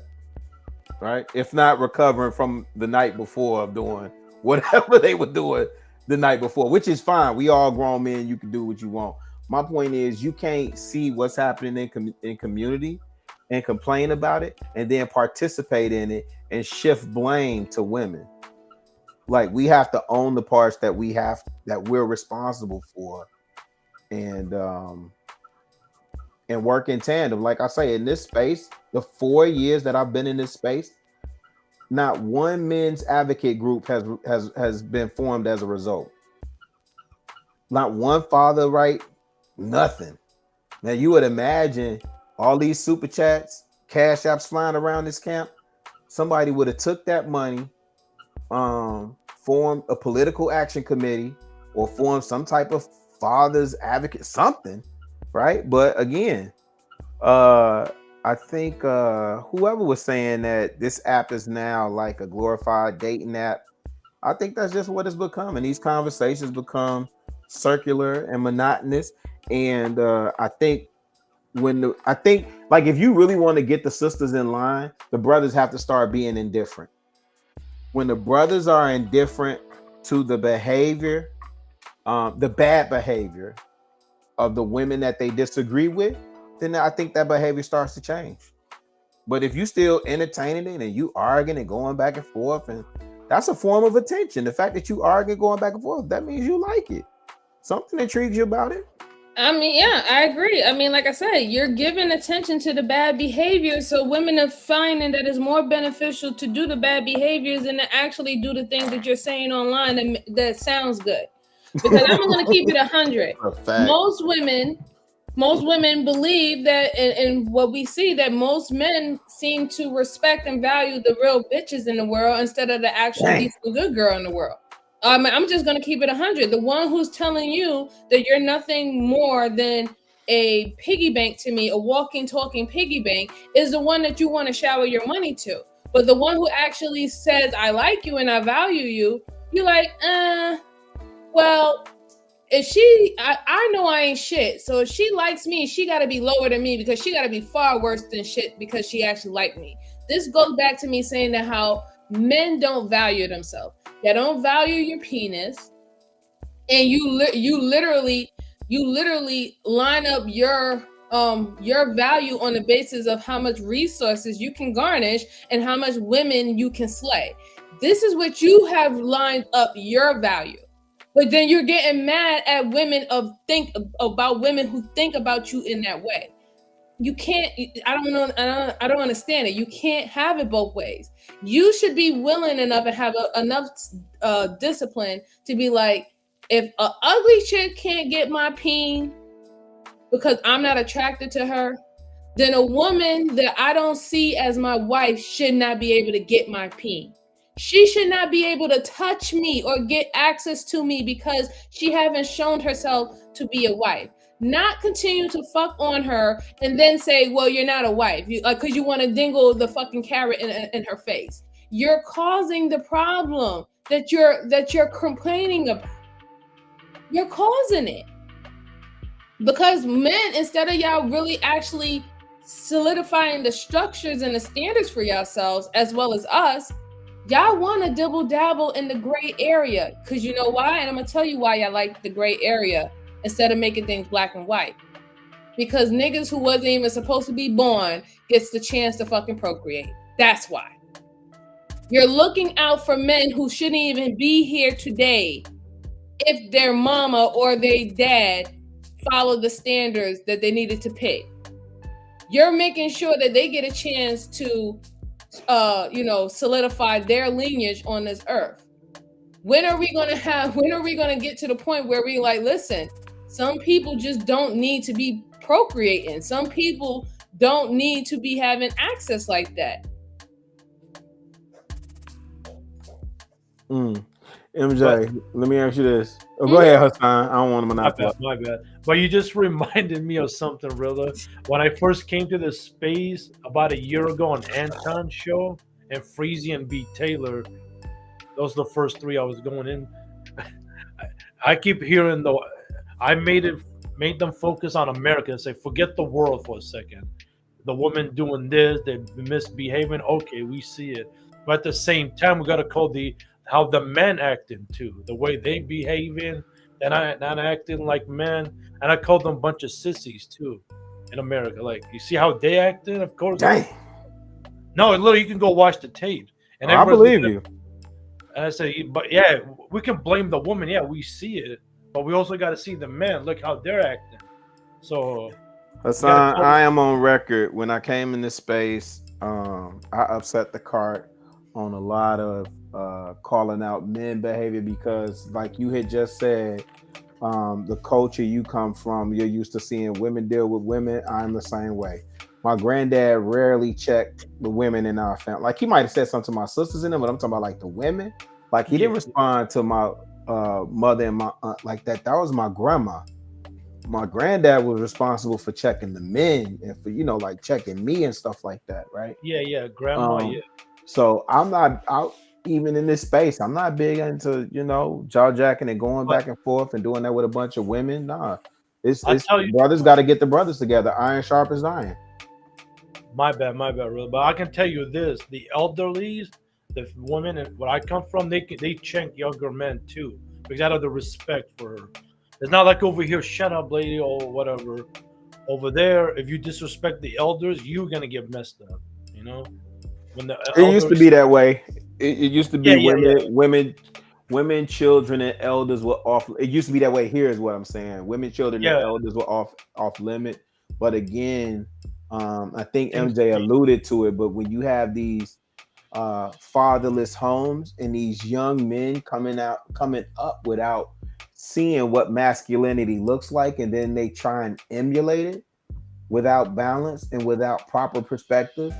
And keep in mind also, regardless of what people think, as humans, we constantly evolve, right? I And agree. so what masculinity looked like in the 1900s, which is why you don't have a bunch of men slapping on women, because that was masculine back then. Smoke a cigarette, change the oil, or drop an engine in the car and slap a woman. You don't really have that being defined as masculine anymore. You know what I'm saying? So I just think that but Mark, I did have a question for you, MJ. So Sure. what would be, because I think, again, for me, the brothers have got to get it. I think they are getting it together, but you can't. Anyway, we got to be able to check each other in real time and have a conversation and call a thing and call each other out and hold each other accountable. You know what I'm Right. saying?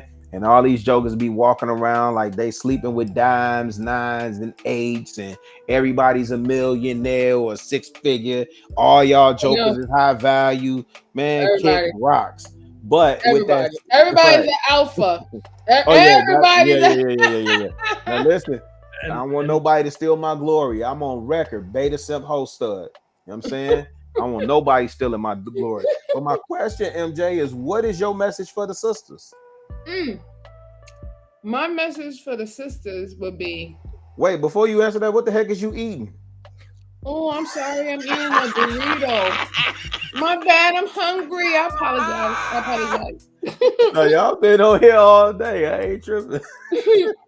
Yeah, but my message for the sisters is that you also have to be the woman. You also have to show up and be the woman to get the type of man that you want. It would be almost literally the same for the man, right? Be the man that you want to produce the type of woman that you want. And I would say the same for women, because I don't want everybody to be like, have your cake and eat it too. Like, we're supposed to be mending, right? When men and women get together, we're supposed to mend our greatness and our weaknesses.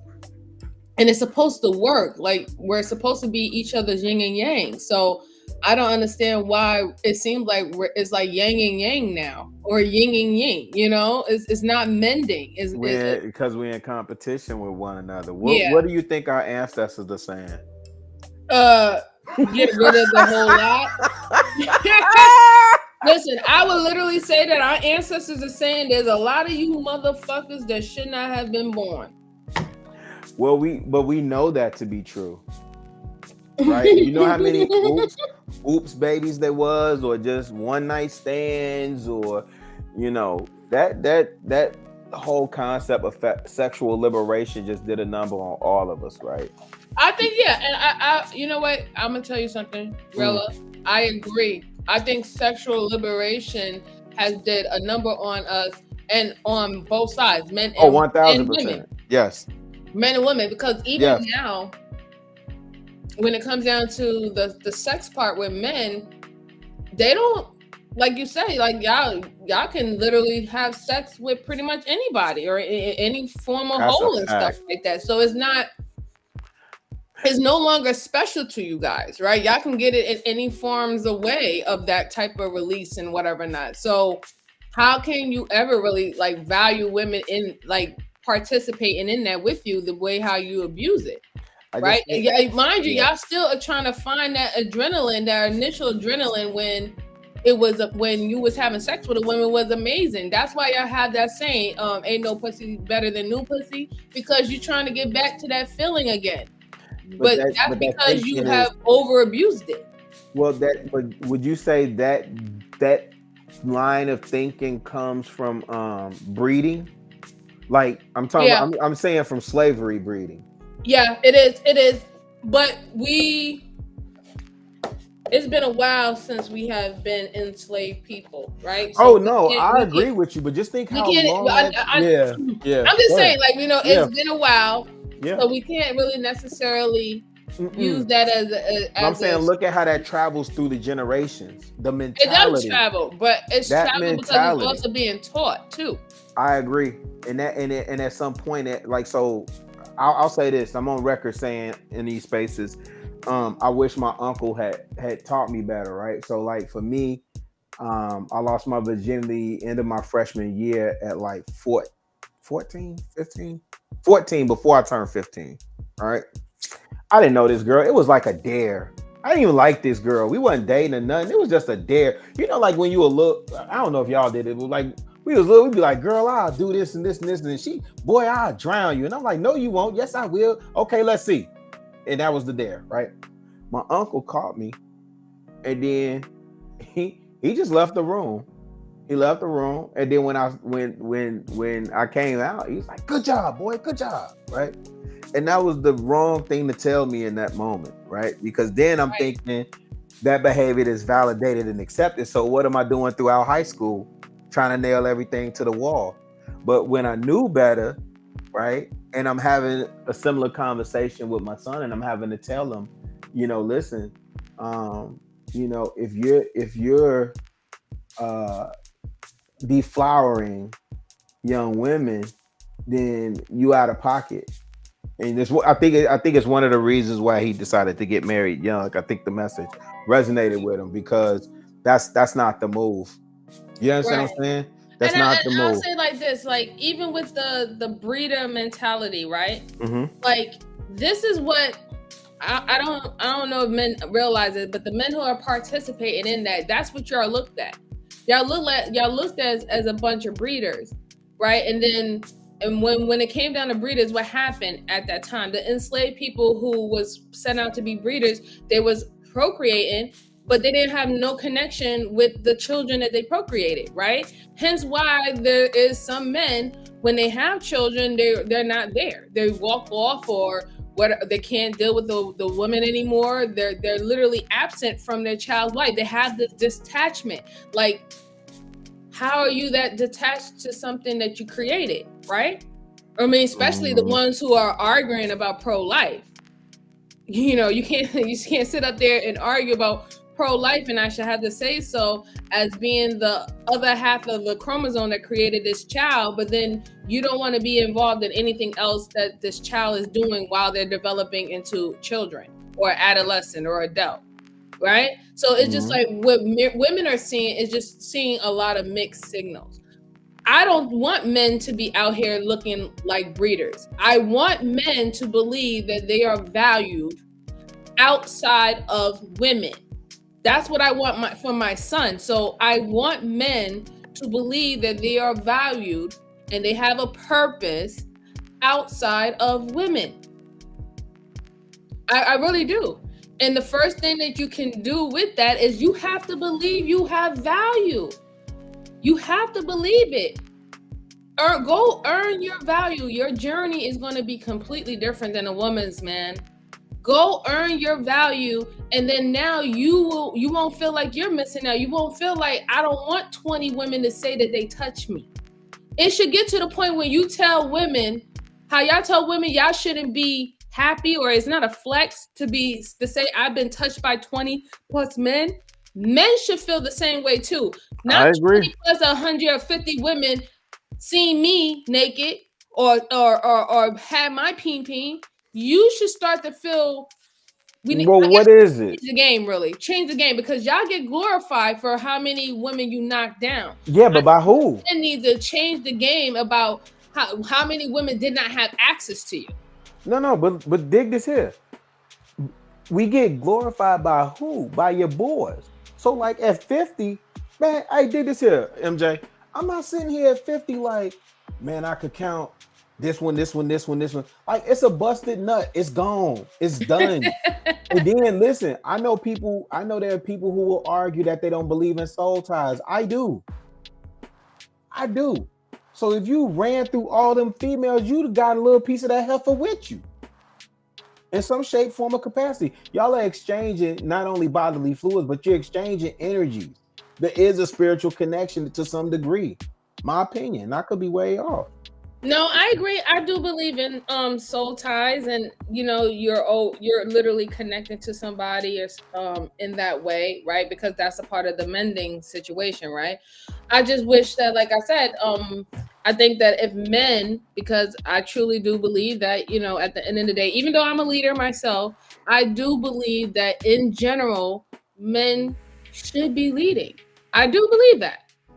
I think that y'all really have to lead with your self-control, and y'all have to Oh, that's what you were saying earlier that I disagreed with too. You why. was no. It's not that. I think I put it in the chat. I think men need to be more disciplined to self and accountable to self. Hmm. I don't know that you're leading yourself though, because a leader has followers. So I'm not following myself, right? But I do have to be accountable with discipline. And I understand the notion of what you were saying. So I didn't want to interrupt your thought, but when you said it, I just remembered that. I can understand what you mean. I can Yeah, understand what you but mean. I know the I notion really because we do. say it in this space, and it's like a cute When I was saying buzzword. leading, I mean like guiding. Yeah, yeah, Like yeah, yeah. guiding yourself and staying on your purpose. Showing discipline, But okay, learning wait, how to hold on, MJ. sacrifice. Now, because niggas use that in this space to stand on your purpose. And if you ask a man, most men in this space, what is their purpose? They couldn't tell you. That is true. Well, most people. Let's take it away from gender. If you ask most people, because again, one of the solves for all of this is if people understood the purpose and the power of covenant, family, Mhm. and community. We are better and stronger together. You understand what I'm saying? Like, Mhm. I'm not supposed to be competing with you. I'm not. There's no competition between you and I. Can I If ask you it, a question? yeah, Why do you think that we are competing with each other? Where do you I think think. it started, and why if people can realize that we are competing with each other, why are we continuing to go down this route? Yeah, I don't know. I think where it started. I'll be honest with you. My honest thought of where it started, would be when, um, it's gonna sound bad, but I don't care. It's gonna be when our women bought into the white feminist movement that she had against her man, right? And that they weren't getting equal and receiving this, and so our women kind of bought into that. And however that happened, that this wedge between us exists, and it's grown wider. This gap has grown wider, and I'm not even talking about online. You see it translating offline now, right? And so I don't know why people think we are in competition with one another, but anytime where I hear people saying stuff like, well, if the man can do it, I can do it too. Or if the woman, even on the flip side, you hear dudes saying sometimes about things that women are able to do, and it's like, yo, bro, you are you comparing yourself to a woman? Like, you want Well, that same equal treatment that women get? let me tell you about a little history. Oh, Rilla, please enlighten me. you probably even know because you seem like you're into history and historical facts. Mm. Did you know that it was Black women that helped Black men get the vote in this country? Yes, Okay. Did you know that once that Black men got the vote in the country, they did not want Black women to have I've heard that. vote? I've heard that. Did you also know that when Black men had institutions, they allowed white women to join, but not Black women? That part I didn't know. What institutions? There was a few schools that Black men had back then. I don't have the exact name, but Got once you. I get that, I'll show you. But Yeah, yeah, yeah, yeah. There were I'll take your word. I was just curious. yeah, but there was black institutions that Mhm. allowed white women to join, but they did not allow black women to join. So I want to know, like, if, for example, if you was I know this is really hard, but if you was a black woman, how would that feel to you? If you did everything to help your counterpart to get the 1,000. vote, Yeah. and they turn You around feel and betrayed. Yeah. they still undermine you. In fact, they let the person that you want, the other counterpart of your quote unquote oppressors, they allow them to get educated and to advance themselves. No, we're not talking HBCUs, but I'm gonna take your word for it. No, I'm not talking about HBCUs. Okay. I'm literally talking about, there was an institution back then where they allotted white women to enroll, but black women were not allowed to enroll, and this was owned by black men. I just couldn't see a scenario like if we talking 70s, maybe 80s, but I couldn't see anything before that where the white women would want to enroll. But I accept your premise, right? And I know I can say without having the resources readily at my fingertips, and I'm not willing to Google it. I would concede that I'm saying my reference point, because I seen somebody in the chat say that's a regurgitated talking point. I don't think it is. I think there's some validity to it, and I know that there's research to back that part up. But I will say that it may be biased because I'm looking through the lens of a man. Now, when you present your premise, I can accept that, and absolutely, face value, if I was a female or a black woman in that position, I would feel betrayed. 1,000%. Okay, so I'm glad that I'm glad that you can see the honesty. I ain't one of them dudes that need to win a point or be right.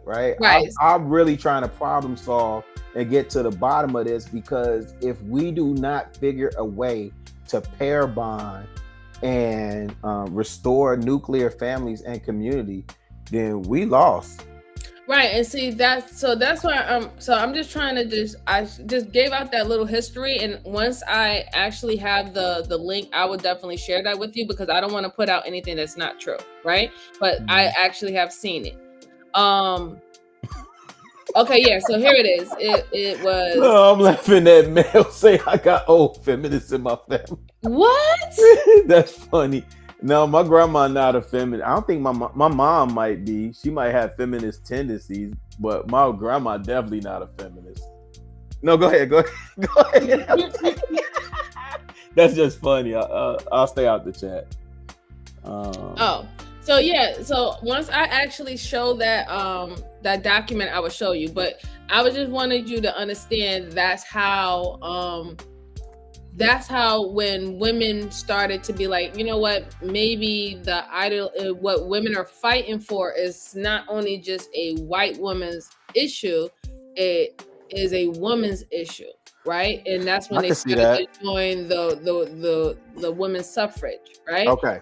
So I just wanted to say that it leads, like, sometimes when we talk about why some people join movements and stuff, or why certain movements are created and why did it catch on and spread like wildfire, we tend to leave out that there were some things that women were enduring. 1,000. And at first it seemed like that was just the way of life, that was just the way of things.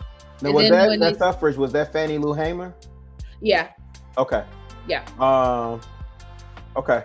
So it's like, that, we don't want to leave out the parts behind it. It wasn't just like, black women just looked at what white women was doing and was like, oh, I want to do it too. No, you're right. It literally stemmed from, they was disparaging events that occur that made them say, well, if these women are fighting because they have disparities, and I'm saying I'm having the same type, why not if we're fighting for the same movement, right? So in that situation, I mind you, like I said, I get what you're saying, but I do believe, going back to the original statement, I do believe that men do need to start valuing themselves outside of women, And also, if you want women to value you for you being a high value man, not a high earning man, right? Like, I'm not saying that you should not, you should not be proud. You should not be Don't proud get to these make. jokers started, MJ. Don't you sit up there trying to make the distinction between high value and high earner. Yes, I am. Because Oh, so it's listen, looking now. because listen, somebody asked me the other day when I was on Freezy's channel, they said, would you Freezy. date Cam Newton? And I said, absolutely not. Mm. And it was like, why? He's like, 6'6". He got all the 6'6s, 6 inch, 6 feet, 6 figures, actually more than 6 figures. He's like a 7-figure guy, right? I said, he's just a high earner. He's not a high value man. His character that he's showing where he wants to make all these broken homes, I will be what? Broken home number 10? MJ, do you think, honestly, so I know why we use celebrities. I just always think that those people in that tax bracket, in that stratosphere, they're just so, that's a whole different set of problems that don't really apply to us. I agree, but the only reason why I brought that up, sir, because the particular man that was on the panel was advocating that this particular man had the right to do that due to his resources, and was literally saying that pretty much, I guess they was making the point as why women are hypergamous. Like, why are women being hypergamous? They were making the point that women being hypergamous is the right move, because if she's dating anybody less outside of that, then she's dating someone who is low value or not considered low value. So my argument was like, no, let's make the distinction. He's high earning. He's not a high value man. A high value man could be a bus driver. A high value man could be a plumber. We supposed to be supporting and promoting those particular type of men who ain't never going to be a fucking millionaire. But he wouldn't be high value by even so. Next time that a celebrity or athlete comes into that conversation, he wouldn't even be a high value man by Kevin Samuels standards, because Kevin Samuels didn't acknowledge celebrities and athletes and entertainers. Okay. Yeah. So, right, so one of the things I really didn't know that, because most of the time when I caught KS, it was him just talking about black women and women. In Stop. So, he had some redeeming stuff. I didn't agree with everything, but he had some redeeming. Oh my God. I will tell you this. There's a video that I think every man should watch, right? It's called Things Your Daddy Should Have Taught You. It's a Kevin Samuels video. It's called Things Your Daddy Should Have Taught You. Go watch that video. If you're so inclined, watch that video, and I think it'll give you a different perspective. Oh, so this was the era when he wasn't getting that much following, right? I don't know if it was. I don't know. I can't remember, because there's video of like when he was still in Oklahoma. Right, because from what I remember from this him, may be when he was still in Oklahoma. So when I remember from him is he started off his channels with selling cologne to men and trying to help them with their style and stuff, right? And then he started talking about men and telling them how to groom themselves and stuff like that. And then he moved on to women. That was the last step.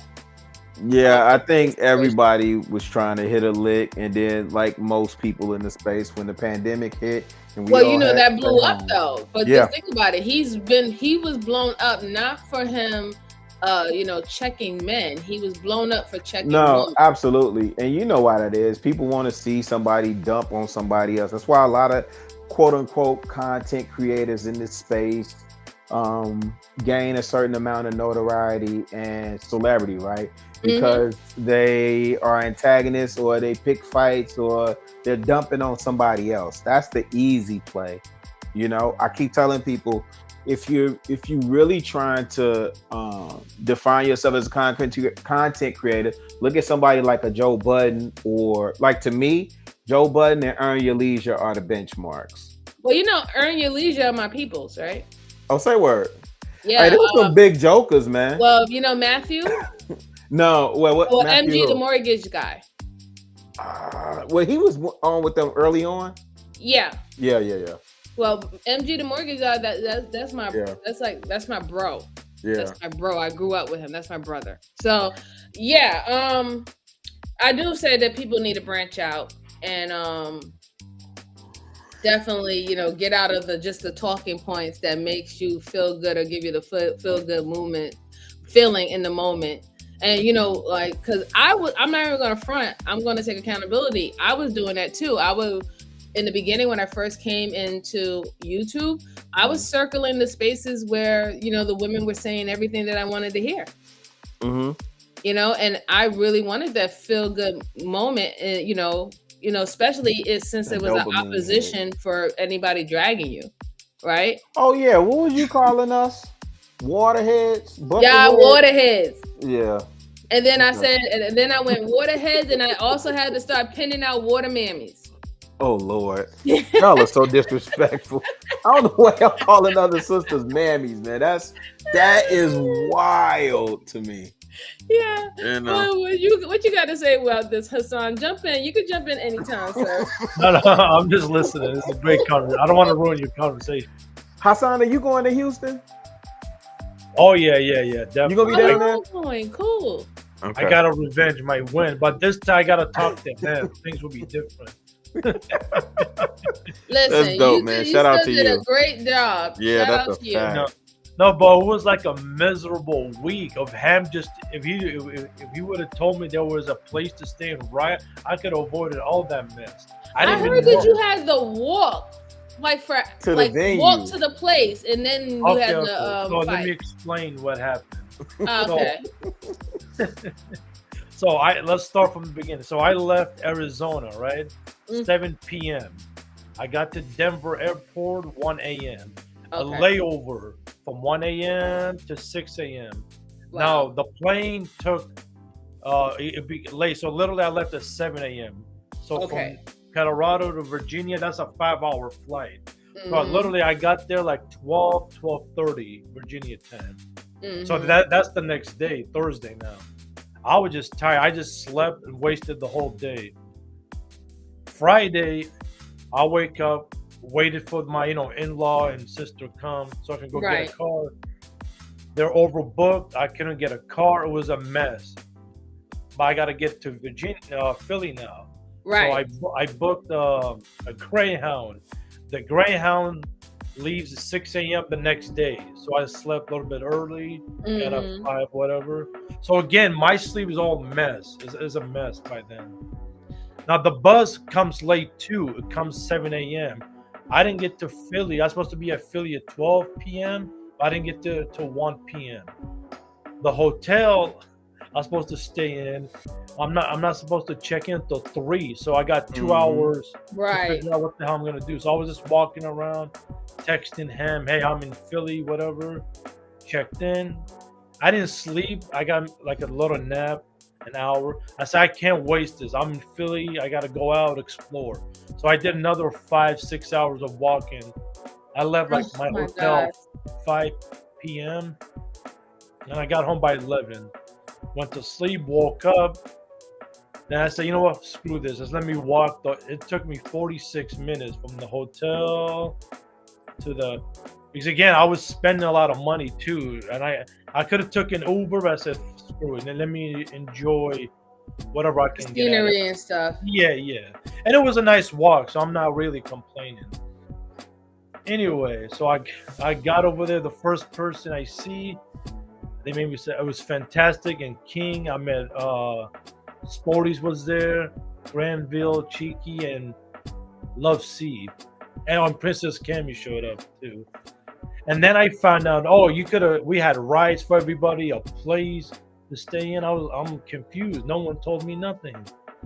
Ham said, I didn't even know until the day of the fight. Ham says he forgot. I said, well, it's all good now. It's a mess anyway. I got in the ring. Whatever happened. And then we went to a Mexican restaurant. Then Ham and Fantastic left. Then I just hanged out with Cheeky a little bit, but he fell asleep. Granville and Sporties came. And Love See, we were just talking and hanging out. And then I canceled my hotel. Remember, I paid for 2 nights, which now I kind of regret. I said, "What the hell are you doing?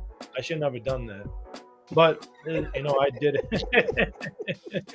So it was a mess. Like I slept on the couch at the Airbnb, whatever they had. Right.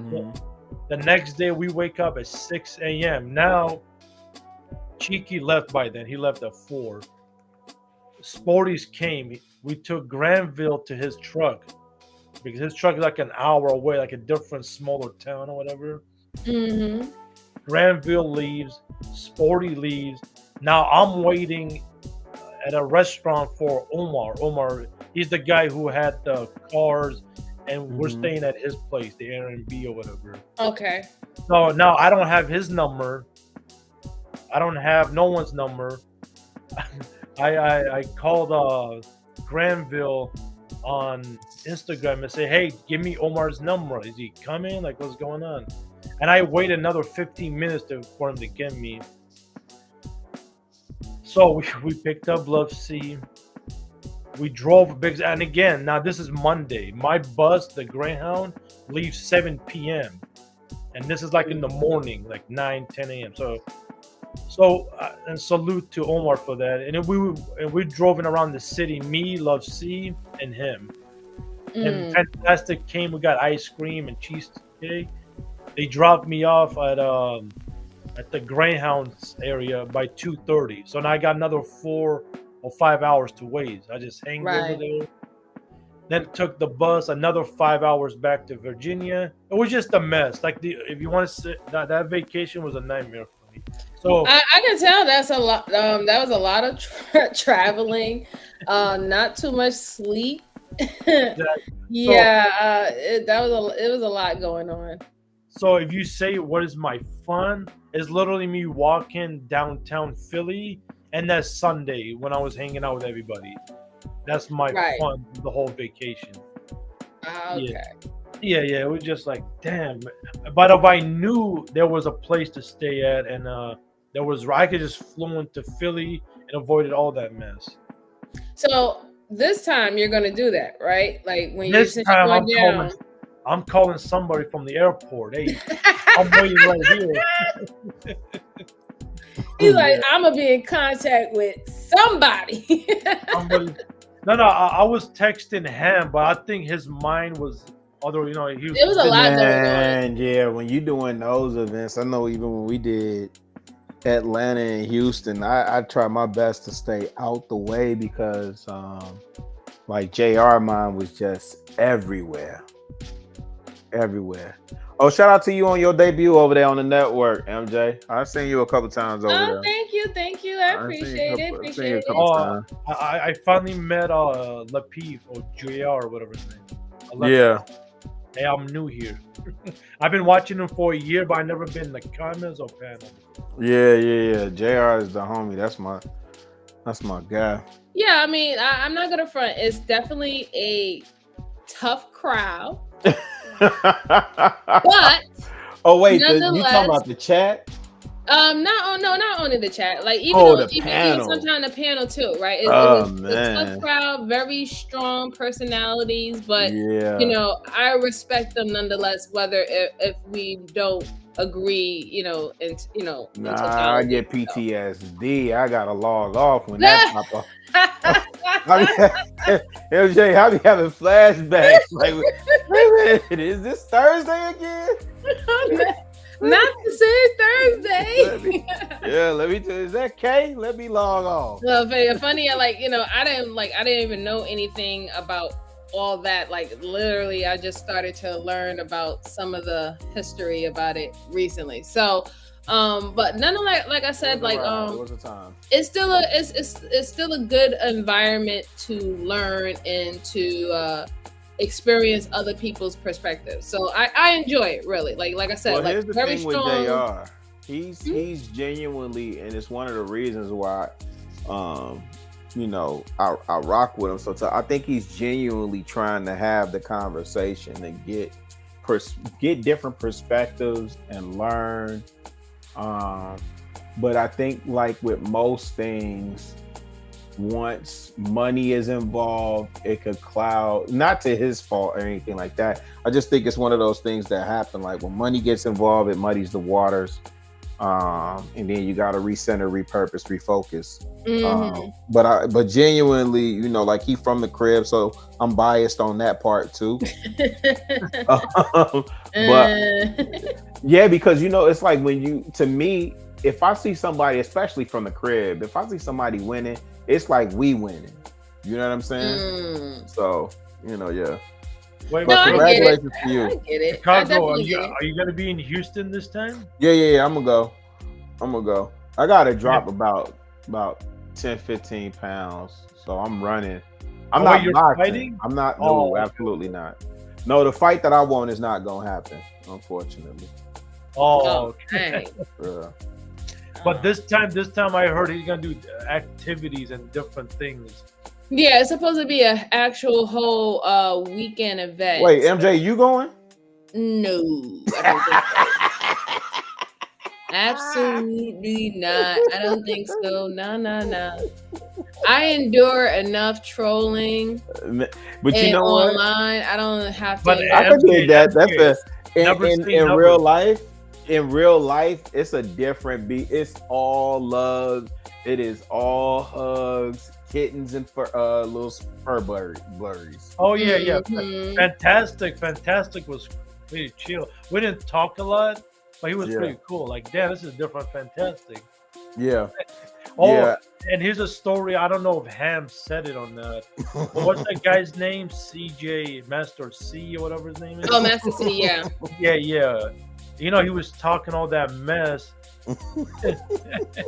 Literally, when I think only 3 people saw it. When everybody left, I saw it too. He put a glove on and started punching the bag.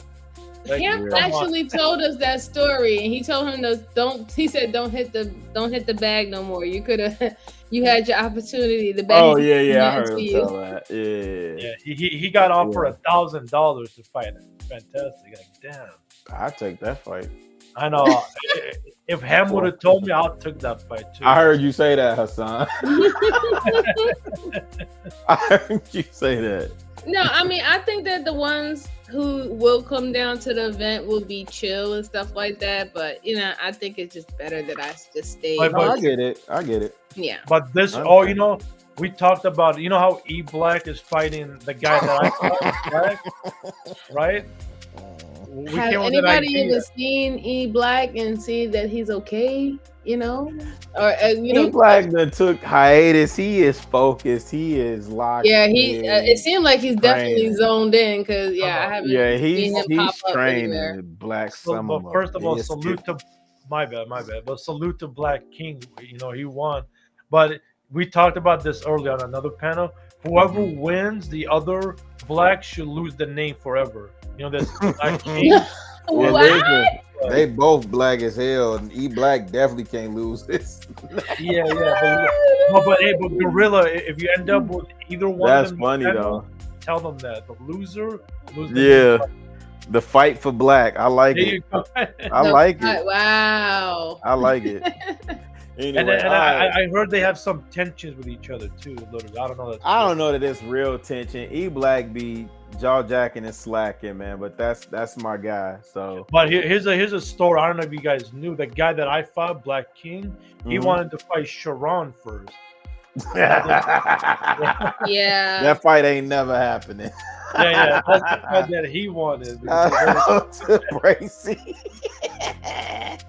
Nah, y'all leave my Bracy alone. He ain't scrapping no more. Wait. You're not from Queens too, is you? You from Queens? I am from Queens, but I'm also from Brooklyn as well. Y'all niggas. No. Don't be all nuts. I done heard about Brooklyn niggas. Brooklyn niggas shiesty than a mug. No, I mean, yeah. Yeah. Hey, look, this dude, I used to when I was in Atlanta, I used to battle him all the time. His name was so shiesty Brooklyn nigga, man. That nigga was shiesty, and I mean, we used to go at it. I mean, it's not everyone though, but I do get your drift. It's not everyone, but I do get your drift. where do the low heads come from? They from Brooklyn? Yeah, yeah. The low head, the low lives, Well, the low lives out of Brooklyn. Chicago. Yeah. I like to add there. I don't know about Brooklyn, but New Yorkers are rude as hell, though. Oh yeah, that's without saying. Rude Just as don't go hell. to the Bronx. Just don't go This to the one Bronx. lady bumped into me. No sorry, no excuse. She just kept walking. Like, what the Is she fuck? talking about someone? I'm gonna say like this: as a New Yorker, okay, because I ain't gonna be attacking my state like that. As a New Yorker, a lot of people have tunnel vision, right? So like if they have somewhere to go, like you ever heard the terminology a New York minute? Yeah, I heard that. Right. So that is a real thing. Like if you don't catch your train or you don't catch your bus or whatever not on time, you might not make it to work. You might not, So people have a lot of tunnel vision where they need to go. I'm not trying to excuse their rudeness because no, I'm not. So why y'all so rude? No, I'm not. I'm just letting you know. I'm just letting you know that sometimes it's that tunnel vision, and then you also have to understand that people just coming up to you or just randomly just coming to talk to you and stuff like that, that's not something that's really normal in New York. Most of the time people in New York mind their business because there's always said that if you don't mind your business, you're gonna have a problem, right? So that tends to be how people act. Like they just I don't see anything. A person can be getting their asshole jumped, dragged out into the middle of the street, all that stuff like that, and it'll be like, mind your business, or you could take that person's place. So that's why that type of Hey, DMX told you, mind your business, lady. right, you know what I'm saying? That type of energy happens. But it's not everyone, and I'll tell you that it's not every borough or everybody in the borough. But that's what I heard. Brooklyn and Bronx. If you ask for direction, you got and Manhattan and Harlem. Bronx is different. Bronx is different. That's a whole different beast within itself. Okay, most people from the Bronx don't even leave the Bronx. But they literally like the Bronx is their world. Yeah, that's what I heard. If you ask for directions, you got to be quick with it. You can't say, "Excuse me, ma'am. Where's McDonald's at?" That's what we love about New York, though. No, they say, "Well, where's McDonald's?" You got to be quick with it. New York is the Mecca. For hip hop and for basketball, it's the culture. New York is the culture.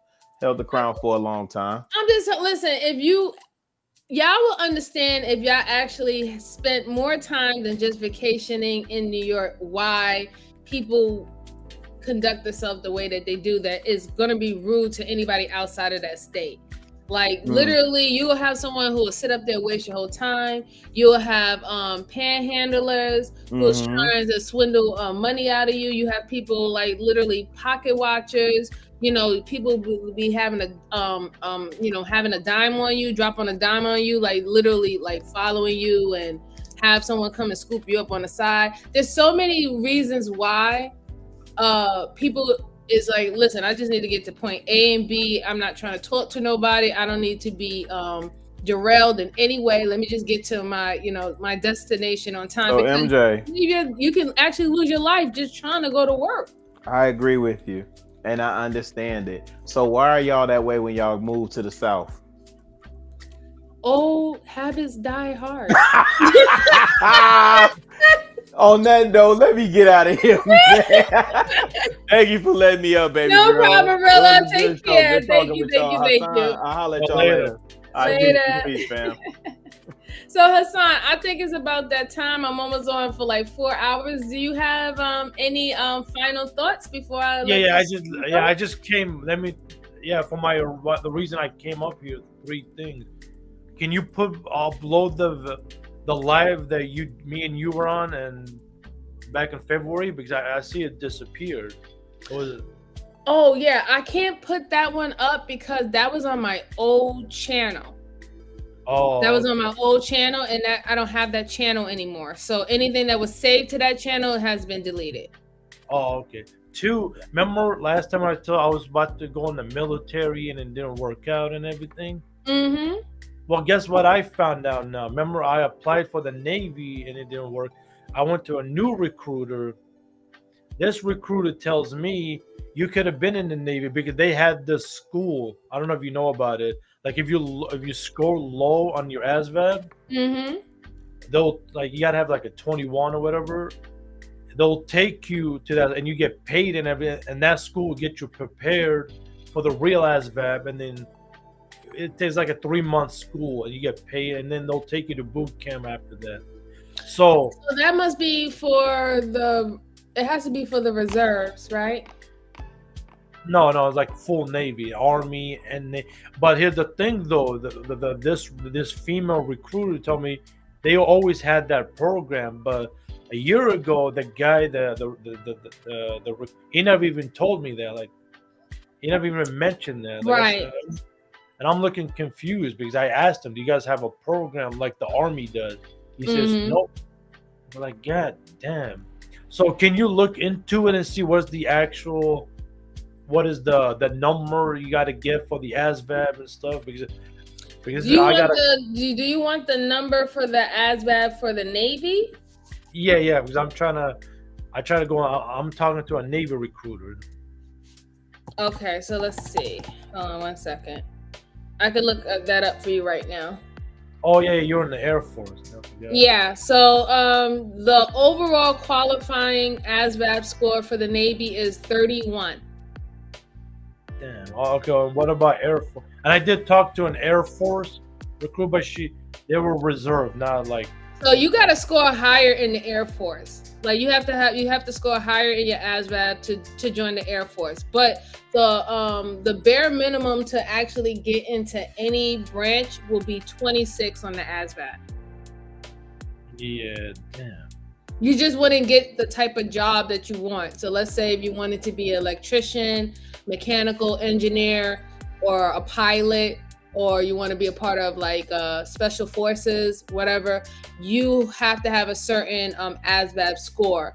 But if you have a 26, if you score 26 on your ASVAB, like you'll be able to come in as a cook, or something like that. You'll be in services or something like that, because they have the lowest ASVAB score requirement for that job. So the reason why they're telling you to score as high as you possibly can on your ASVAB is because that gives you the opportunity to pick more jobs.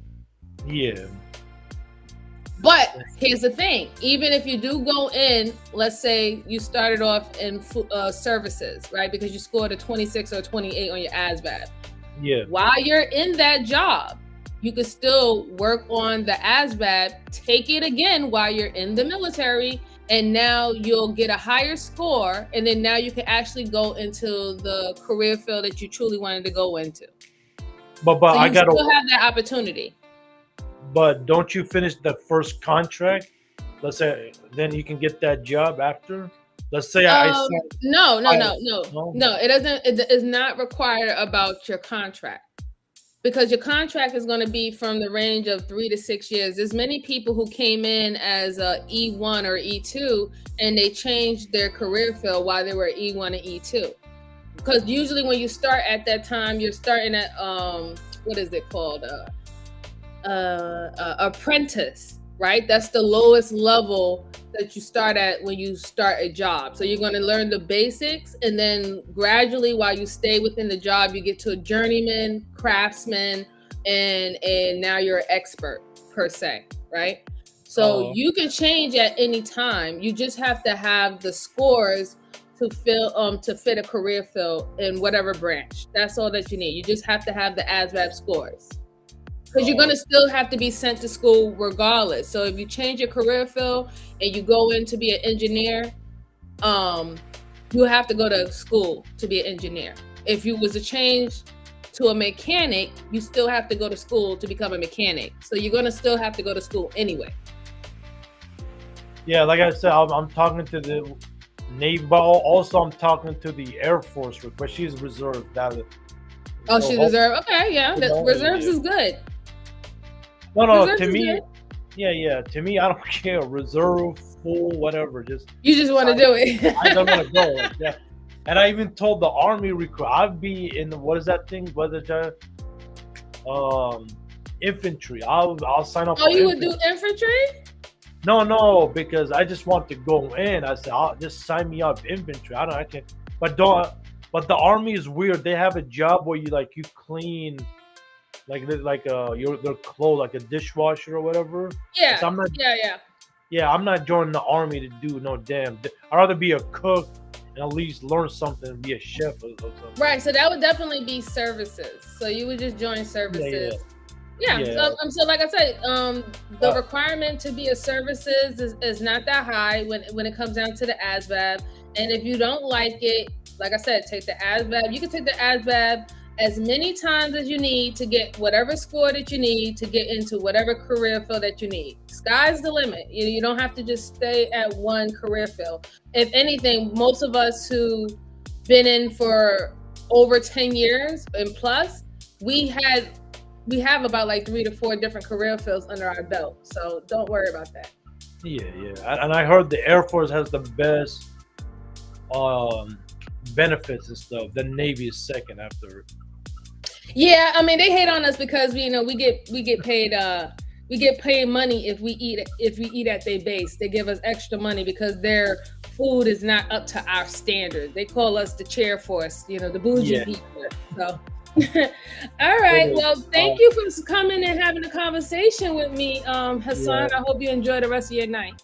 You too. This has been fun. Till next time. Yeah, it's been fun. Good seeing you. All right. Bye-bye. Bye-bye.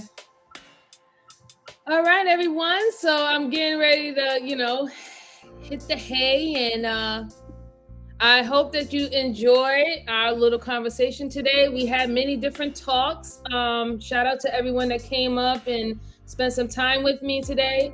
But I will just say as an ending note that, we definitely do kick ourselves in the foot. I stand on that. I think that men do it, and I also stand on that we women do it. And hopefully with these type of conversations and trying to understand each other's perspective, not to correct or to judge, but just to actually listen, will further have conversations that's actually going to move us forward instead of keeping us circulating the same type of argument. But on that note, I appreciate everyone who stayed by with me. Please hit the like, comment, and subscribe. And I will talk to you later. Bye-bye. Oh, don't worry. I'll handle that, Hassan. I got you. You'll have it next time.